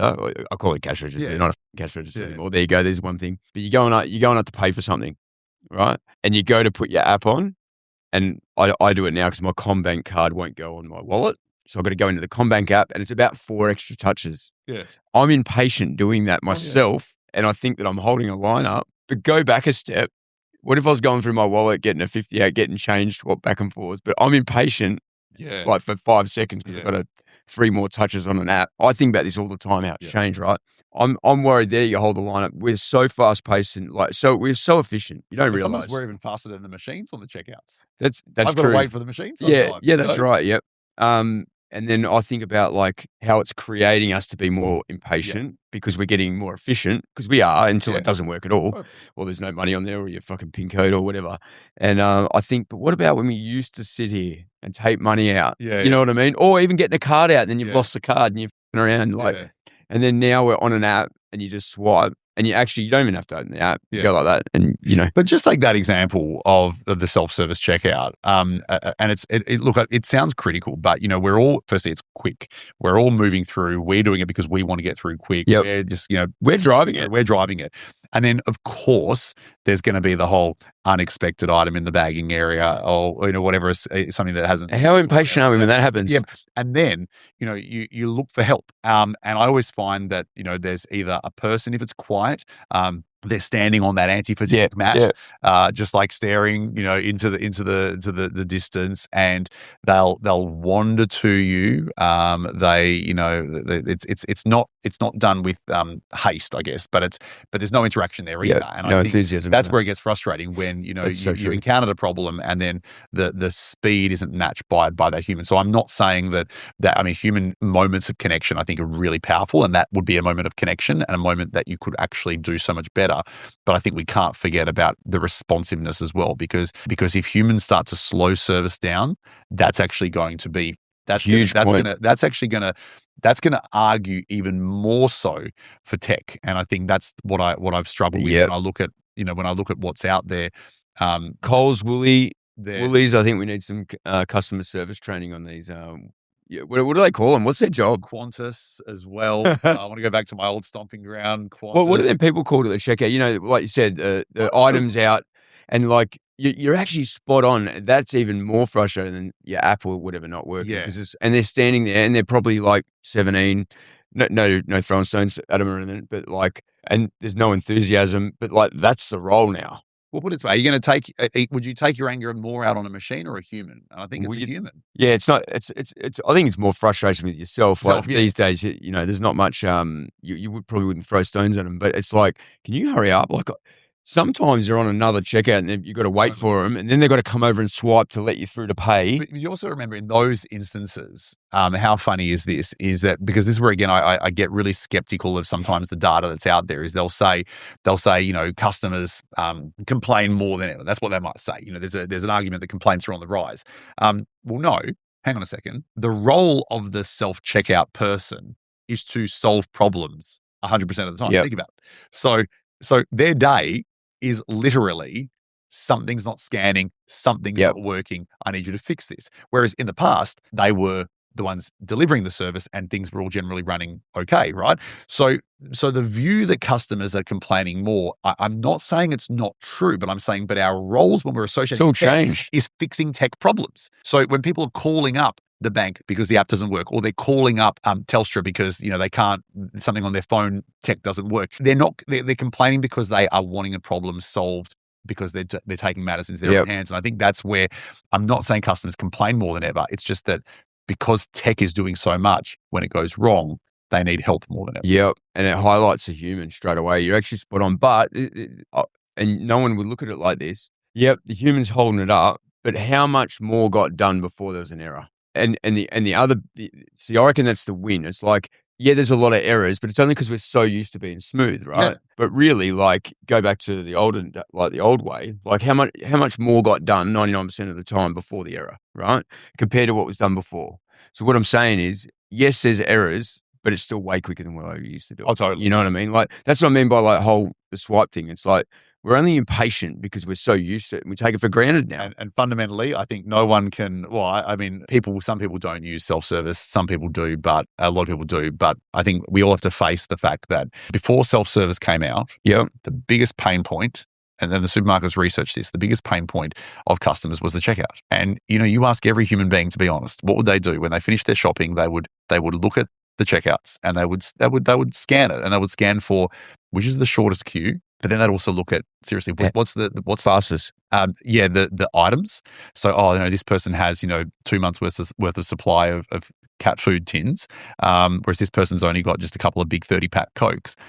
So we would start profiling the queue. You'd profile the products, and then you'd profile the operator. Which operator looks slow, which operator looks awkward. I go straight to the operator. or even start with the operator, whatever. But those three things make up, because what my point is you could have a big line but a fast operator, or a small line but a lot of little things to be scanned, or a short line but a slow operator. So the pain point was always there. No one would ever just go blind into one checkout. They would always try and pick the best one. And sometimes you pick the right one, sometimes you pick the wrong one. So that's why self-service is here. And then when self-service come out, we're all like, you're making us do the work. You're saving wages. Yeah, what we found. So we want it. And then I was working for Qantas at the time, and we were the pilot port. This is one of my biggest learnings in like service transformation. We were the pilot port in 2010 in Australia, where the self-service bag drop and check-in was done.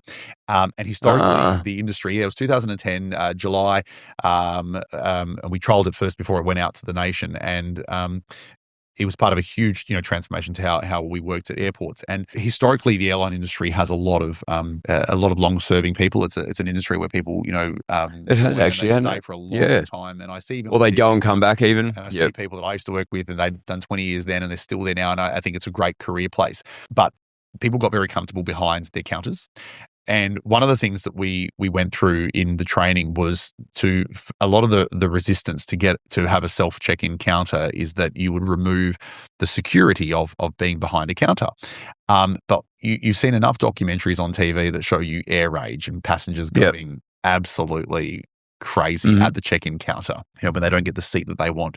But what they found is that when you remove the barrier and you're literally standing side by side with a customer, looking at the same screen, the same screen. Oh, wow. And the fact that, no, there are no window seats available, or no, there's only a seat at the back of the plane available, but we're looking at this together. There's no animosity. I mean, you can be frustrated, but it's very different to if the screen's facing me, you're on the other side of the counter, there's no transparency there. It shifts it a lot. And the irony of that is that in the same industry, think about this.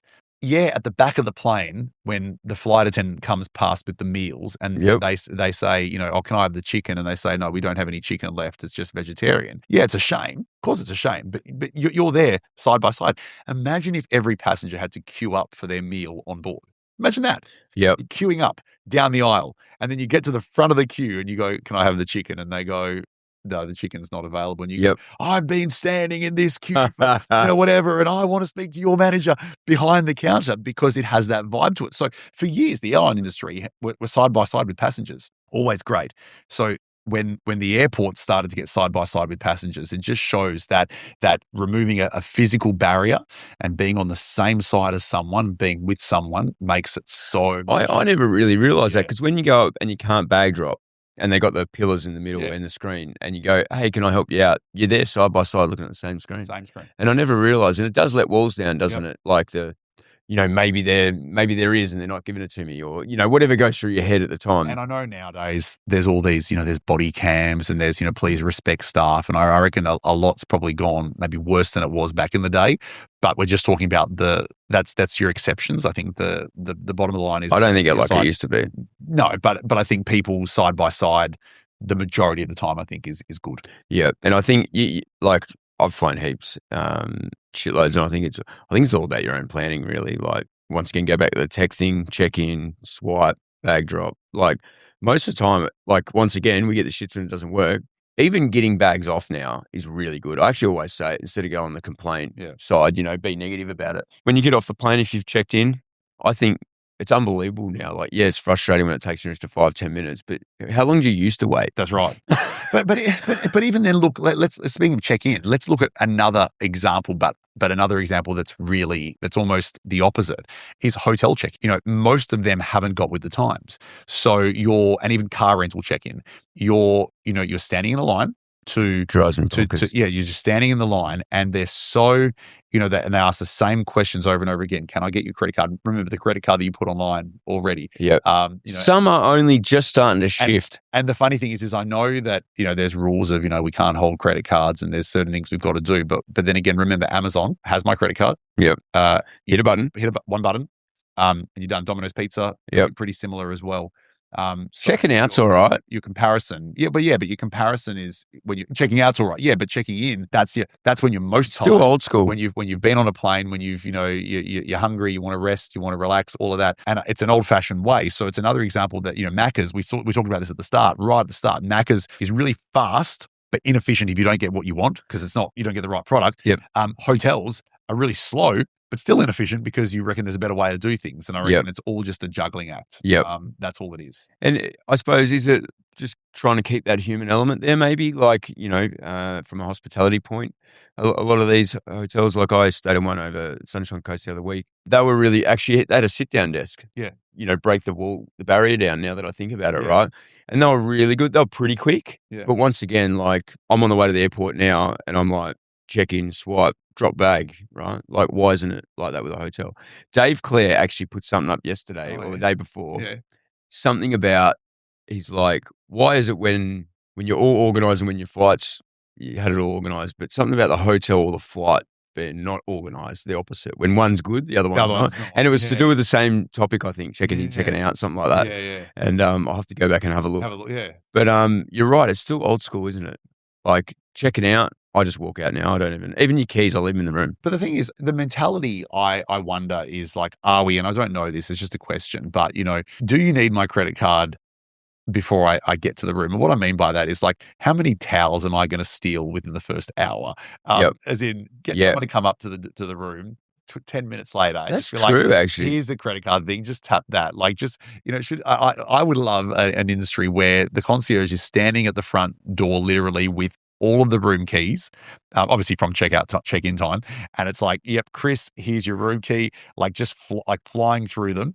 And then they'll send someone else up there just being like, yep, tap your credit card here and sign here. And it's almost like, I always get the vibe that like they almost feel that I'm going to start knocking off towels before I even get into That's the room. true. That's a different way of doing it. But it's more just, I'm not saying you got to trust your customers more, but why don't you trust them more? Why do you have to make sure that, you've got that credit card? Well, it's on file and all that. But before they get to the room. We'll talk about old school. The other bit, you still sign a bit of paper. Yeah. And if you book it through booking.com, which I book 99% through, right? Sometimes I'm booking when I'm just coming in for landing. Totally. And, but you still got to sign, and then they go, can you please give me your email, because the booking.com one is a booking.com one, probably to protect their face and, because they want all the comms. And then when you go on the booking.com app sometimes and you ask a question or what time you can check in, that message doesn't go back to hotels all the time, or they don't check it. It's not their front message communication. And you're like, once again, 2026, got all this stuff's really efficient. I've got to go there, sometimes still sign. And then they go, can you write down your proper email? Because it went through booking.com. We don't have it. And you're like, You're double handling. You're double handling. Exactly. I don't want to come here and sign in. I got it in 11 o'clock or, whatever it is. But Booking.com are great. But again, it's a friction point that, tech, that tech has. But then again, it's a human being that asks you for your real email address. And that's your frustration point there. It's not the Booking.com stuff. So we need to get on the hotels as well. Hotels, the airlines. And it's funny, circle back to how we started. It's all of the industries that I don't work with. I think they still need it. But it's just interesting that, sometimes the appetite's not there. But we wouldn't have looked at that problem when it was really old school. But you start now, it's these little bits. It's like what I was saying about lining up and paying for something and your app doesn't work and you're frustrated. It's like now we look at the really 1%ers on friction points. Well, it's all comparisons. We all compare. We don't compare. We're not comparing companies that are similar. Again, we're not comparing cafe to cafe or airlines to airlines. We're comparing Amazon to the Hilton. Comparing, Domino's Pizza to to Uber. Where that's what we're comparing. Mate, another one, Domino's. Go and book on Uber Domino's, Wembley, because I do for the kids. Uber Eats. Yeah. They don't get tracked. So how much we take this for granted? So you can't see the car get delivering because it's a Domino's car, because Domino's want to use their driver still, old school. So you book it on Uber Eats, order goes through, it's got a different message up. If you want, call the store. I called the store the other day, and mate, he was ages. I live 4 minutes from the Domino's, right?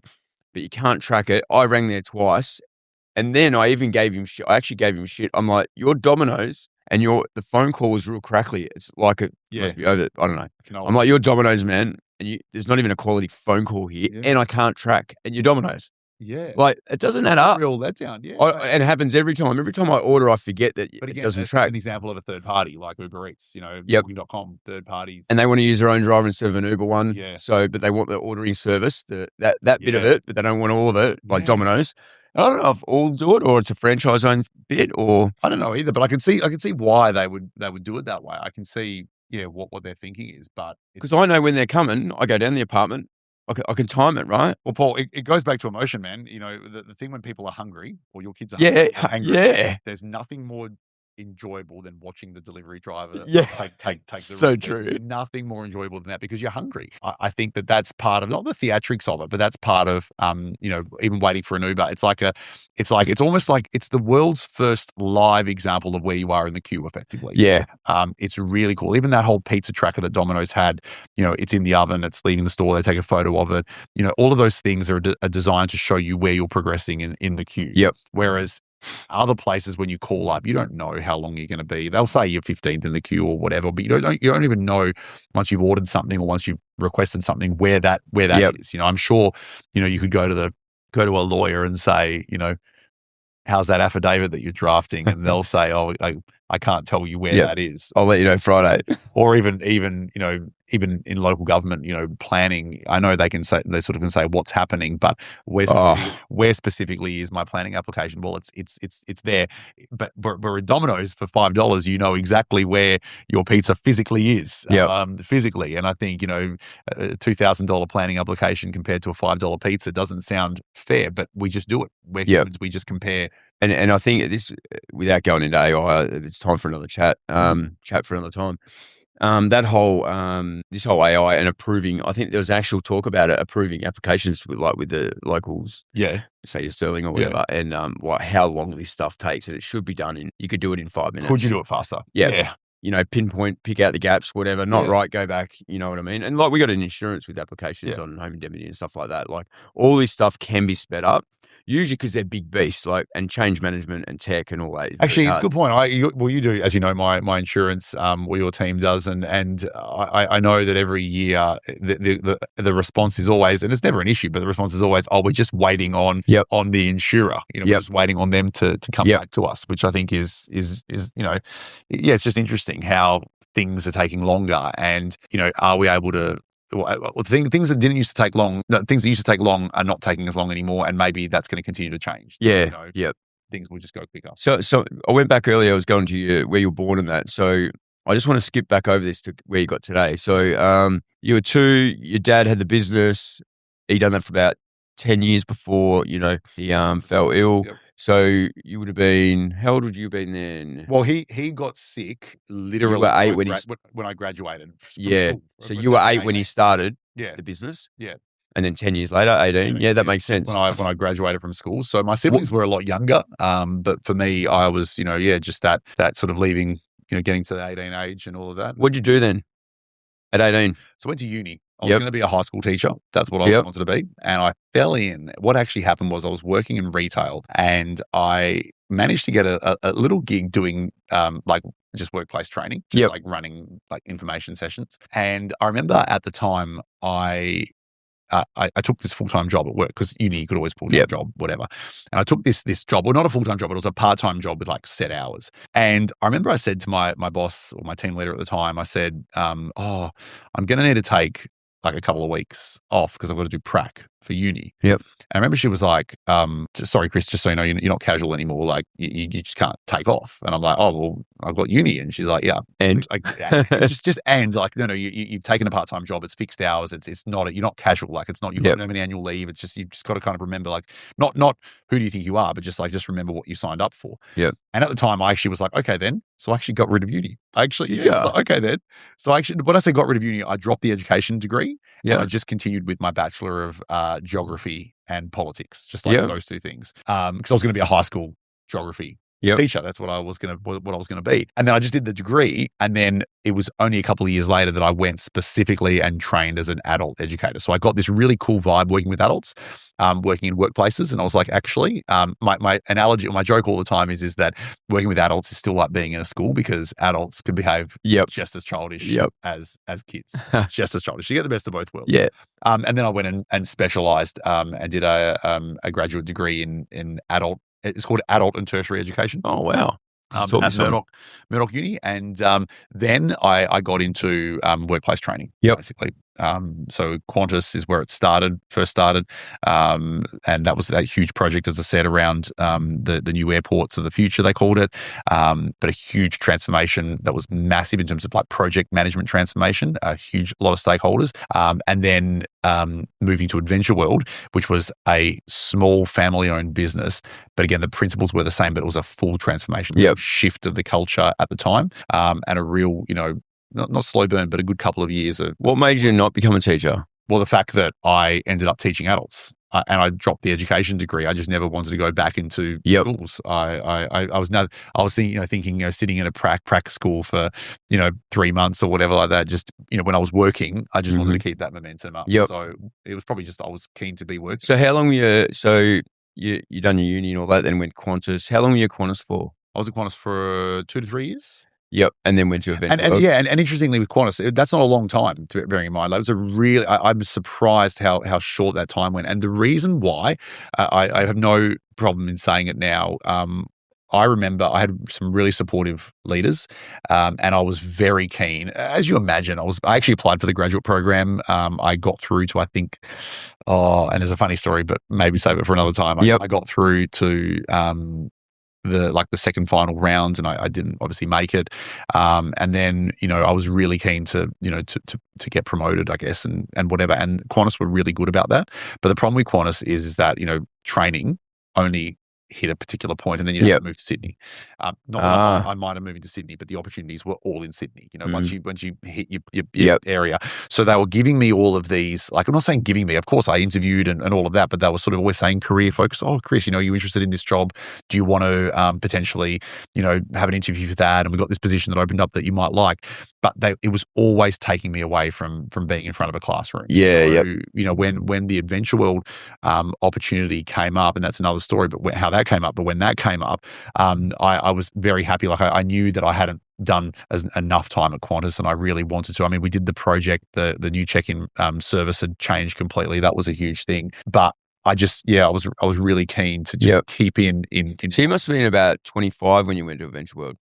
Yeah. Because 28, you would have started the business, roughly. Oh, and no, maybe 24, 24, 25. Around then. And then I was probably, just under 30, 20, 28. Yeah, when I started my business. I was at Adventure World for about. So you've been in business 10 years now, and you're 38, yeah? Yeah. 37, 38? Yeah, so that's 20 years. A couple of years at uni, a couple of years at Qantas, 5 years at Adventure World. Yeah. So, okay, so we're going over everything there. So I've been in business 20, I've been working for 20, well, I've been delivering, that's what I'm saying. When I left uni, I started at Qantas, that was 2010 when I was training, when we did the Airports of the Future program. So we're talking 16 years of training service. Yeah, it's and then this is the bit I really like. That's why I go back over, like, when you're born, where'd you go? Because all the little learnings from your parents both working flat out in the business, sitting there watching Foxtel, to, you don't realize how much that stuff impacts you. You learn that you got to get shit done, the survival bit, parents working long hours, you going into business, your dad taking the risk. You've done the same, even though he probably said, "Do you really want to fucking do it?" Yeah. I think we follow a lot, like that kind of stuff. And then obviously, your dad getting sick would have been a big part, when he was 10 years into business. Then you started your business, and then obviously met your wife. What year did you get married? I know I went to your wedding. Well, what year was it? We got married 2019 in August. It was a winter wedding. That's right. And I remember I said to Brianna, I said, "Oh, this is in 2019. Oh, why don't we just get married next year in 2020?"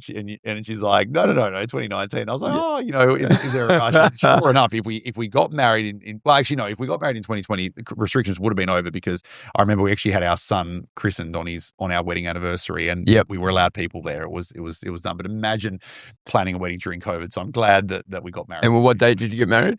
17th of August. Yeah. Yeah. Yeah. 17th of August, 2019. Yeah. So that was then. And then, yeah, I'd already been in business for a few years. And Brianna, Yep. from the moment I met her, in those early days, in fact, I actually met her when when I started the business. I'd already launched the business, but it was very early on. And I think, sorry, why I was just pausing that is because she's been, from those early days, so supportive Yep. of the business and of me working, and then on from that on as well, as we've had kids and Yep. family, just keeping the business. So what year did you meet, sorry?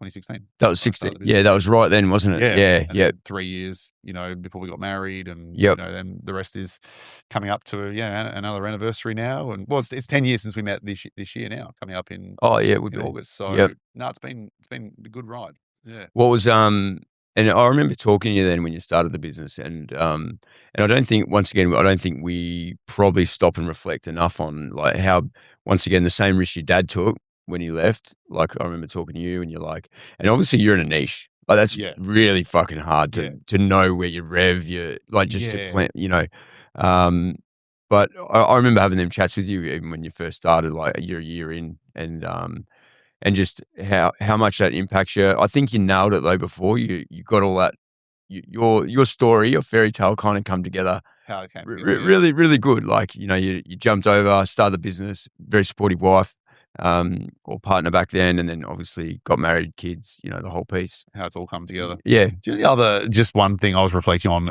and it only happened recently in 2024, it was 100 years since in fact, a lot of my great-grandparents, because even though my grandparents were born in Croatia, my great-grandparents that first immigrated from Yugoslavia to come here. And I was actually reflecting on, my dad spoke very highly of his grandfather, so my great-grandfather and his brother. Yep. And one of the things about them is they came here in 1924, because we did the history of it, and they came to work on the sugarcane fields in like Innisfail, far north Queensland, and cut that. And they did that, cut some sugar for a couple of years, and then they ended up just basically going into business for themselves. And this was the interesting thing. They were like, in their early 20s. But what I found so fascinating is that their jobs changed from, they owned a vineyard. They were, vignerons. They produced wine in the Swan Valley. They got into, property. I think they owned like a billiards and pool business. Then they got into, a bit of property development and that sort of stuff. But you start to actually kind of weigh up what they did between 1924 and basically, probably the 60s when they retired.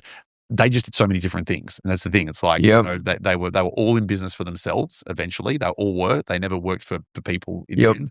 So a very entrepreneurial spirit. But I just love how there was probably no career trajectory back then. There was no, I'm worried about what people survival, are going to say. Pivot. And pivot.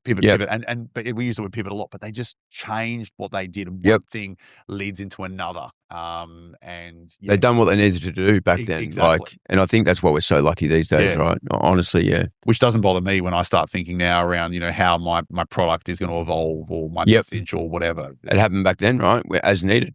Exactly. That's what you got to do. But look how different the jobs are now compared to back then. It would have been hard yakka back then. Oh, it would have been, exactly. And that teaches you a lot around persistence and stuff like that, and how hard they worked as immigrants for our benefits as a younger generation. And I always say like about the tractor and the, from the horse, and like talking about tech and being impatient.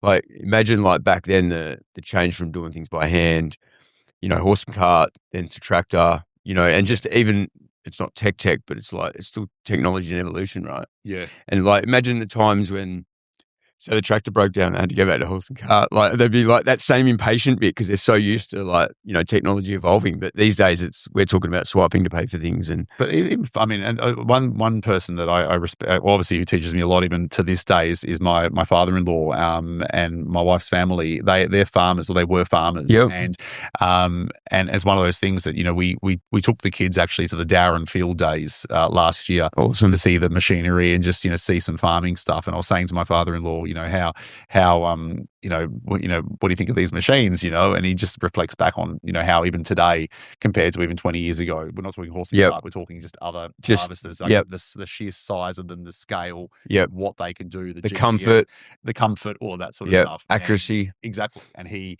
was doing a lot of that, you know, on his own. And Yep. back then, Maintenance, everything. Yeah.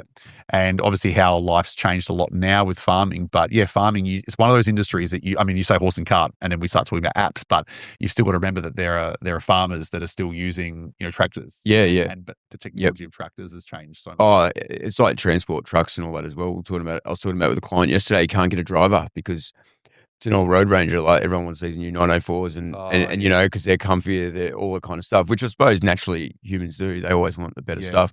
But it makes getting someone really hard if you haven't got that, right? And then someone's operated. Yep. Yeah, definitely. And it'd be the same with farming, right? Even cost maintenance, it comes back to that as well. And the cost for, you know, what yield you get and all that. Like technology makes a big difference, right? Yeah, it does. I also feel just one thing just that sticks in my mind, I don't know why it's coming up, but one of the things around patience is, and I look at my father-in-law as a very patient person, the whole thing of that you can't whinge about the weather when you're in farming. Yep. And I don't know, you didn't need me to tell you this today, but I forget that a lot, that, you know, something doesn't go, when I say something doesn't go your way, I mean, you know, it might be something that's not the outcome that you wanted, or it's something's taking longer than it needed to, or, you know, someone might even say, we'll defer it from this. Can't whinge about the weather. Yeah. But you can't whinge about the weather. It's so true. And sometimes I sort of feel that, like, you know, is the whole ho-hum approach. Yep. Is that, you know, you know, they always say to you, there's always bigger things in the world to worry about, and don't stress about it. But it's out of your control, right? Exactly. And it goes back to that whole what's in your control, what isn't in your control, and it helps you, you know. I suppose he's taught me so much. Yeah, it just the demeanor, his approach to stuff, and I guess that's really cool when you see, you know, maybe the things that, you know, I didn't get in my upbringing in terms of patience and all of that, and you see that, you know, in you can take a lot out of that, right? Yeah. No point wasting energy and frustration on stuff that you can't change or you got no control over. But right? I'm still learning. There's still a long, you know, haul on that of you know, being patient more and all of that sort of constantly stuff. Learning that. I'm miles ahead of where I was 5-10 years ago, but constantly. I think reaction to stuff is what I constantly try and self-evaluate all the time.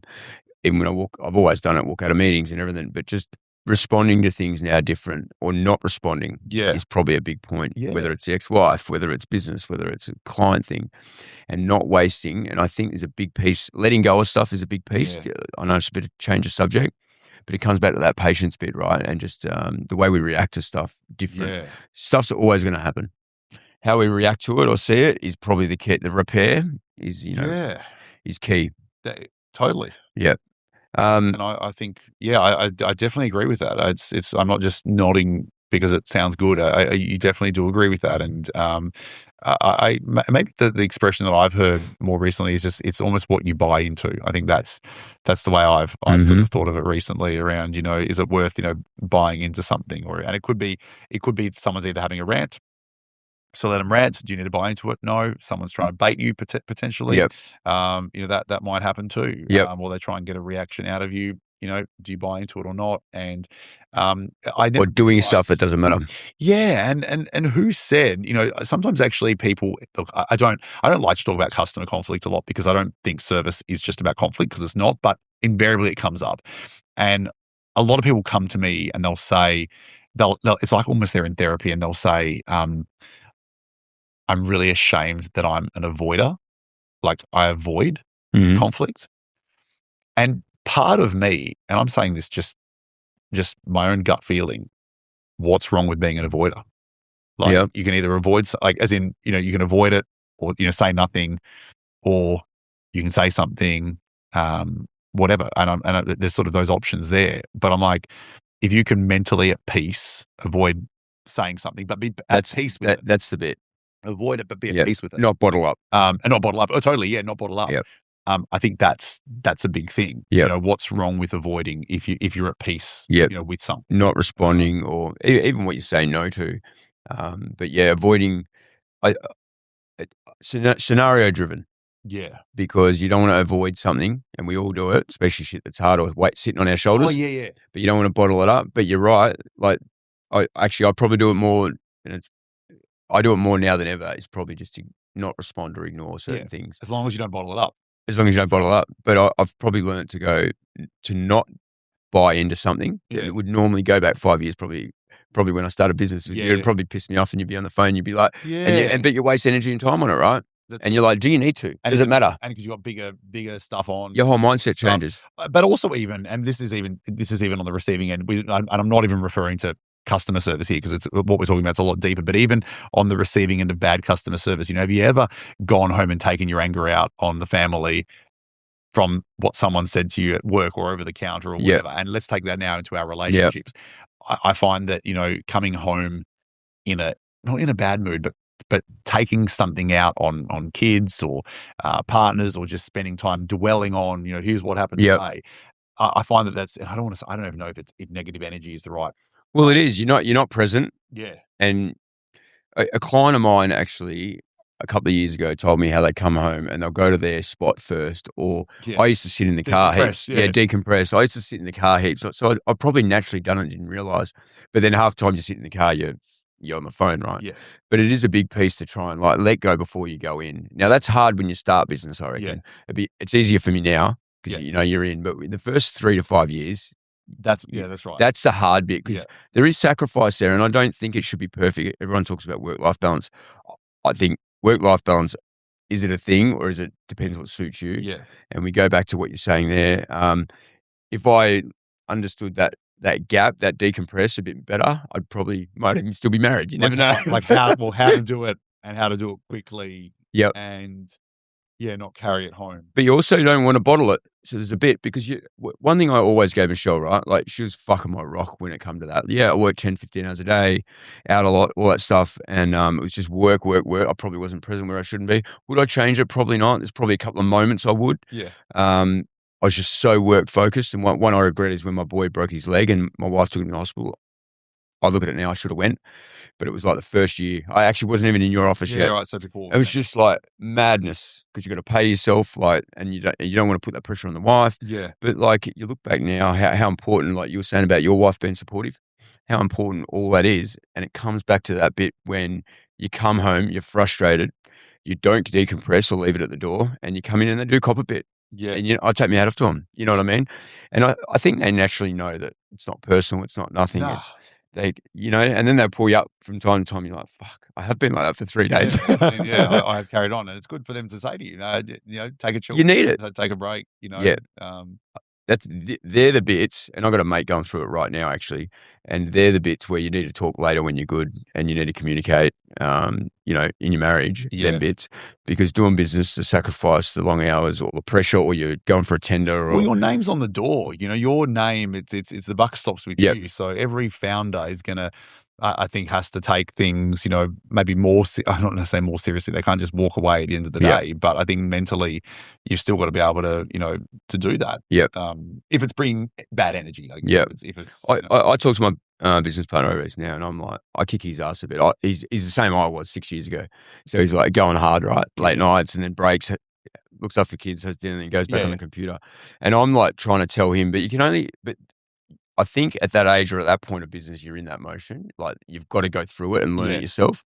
But I'm always like, go take your wife to fucking lunch, go do them little bits, right? And it comes back to that decompress. Totally. They cop a lot because you come home, you're on the phone, client's not happy, whatever it is, right? And it's realizing it, I think, and go back to the, what did you say earlier? Holding a mirror up, basically, like self-evaluation. I think you were talking about self-reflection. Self-reflection. And you need to, I think it's a big point. Definitely. The best thing around, I was actually taught this by my wife. The best thing to monitor how you react when it comes to time is how you react when someone screws you over on Facebook Marketplace.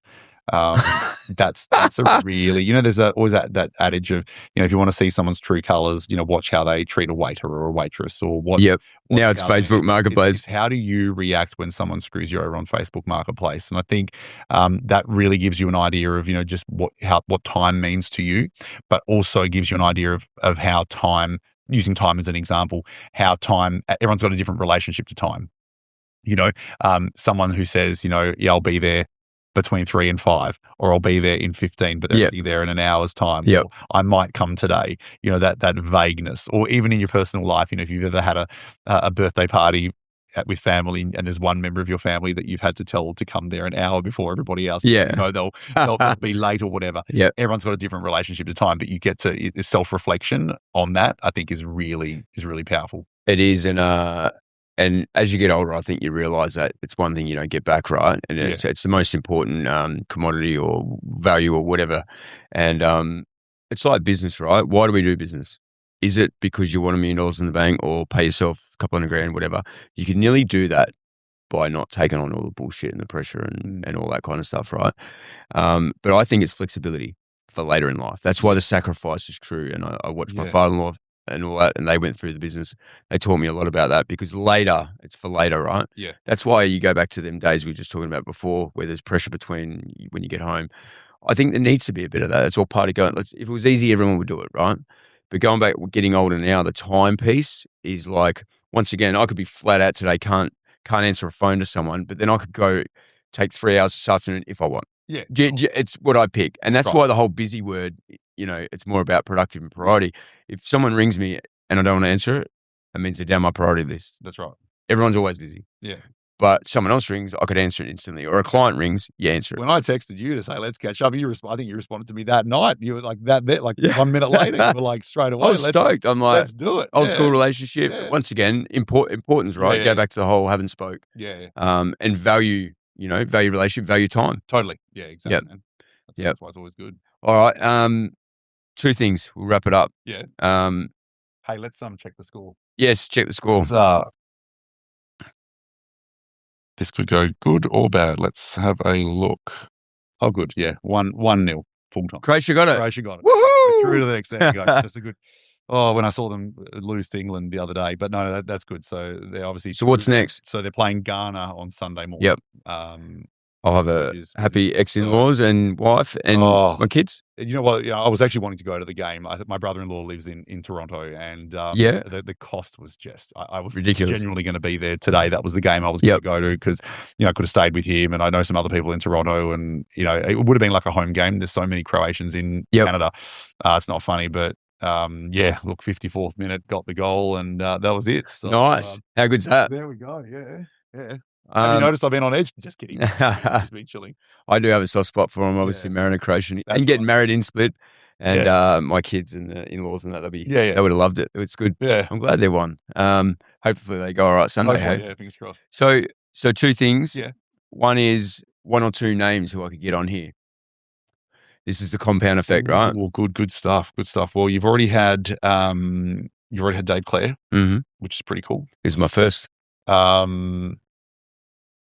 Geez, I know, like, speakers. I'm just trying to think. Because then I'll get my team to reach out to you to maybe connect if I don't know them. Yeah. Or if there's someone we mutually know. Obviously, there's a fair bit of that. There'd be heaps. It's weird. Like, I'd have to, let me give it some thought. And it's one of those things I just can't, no one comes off my mind directly, because it's working in business is so lonely when you don't know many people, but you've got a lot of people that kind of do similar stuff in the industry. But if you're not seeing them all the time, you don't think of them. Yep.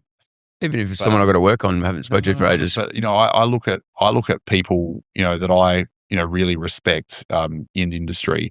There's a good mate of mine, a guy called Mike House. Yep. He's a legend of a person, and we've worked together before, and I've known him for many years, and he helped do some proofing in my book. But he is all about survival. Yep.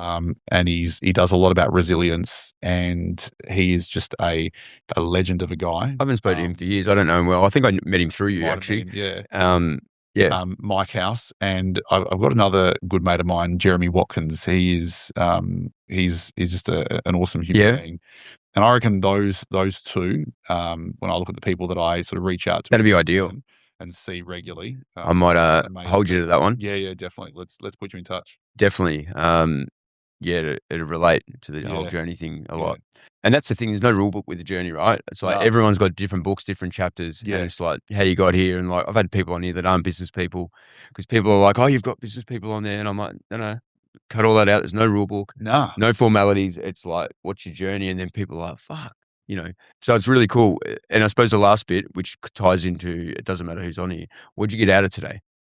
I got out of today how all of the things that you just talk about. How you can draw parallels, draw connections. You just Yep. back to what you said about the journey. Yep. That what we do in business is one thing. What we do in our personal life is the other thing. But I think cumulatively it comes out. Yep. And I'm not saying that we've done timeline therapy this morning and going Yep. through our highs and lows, but I think fundamentally that's where it comes from. Yep. That life shapes you in a certain way. And if you're having questions around just what you did in life and how you got there, and then what learnings do you take, I think that's a really important part.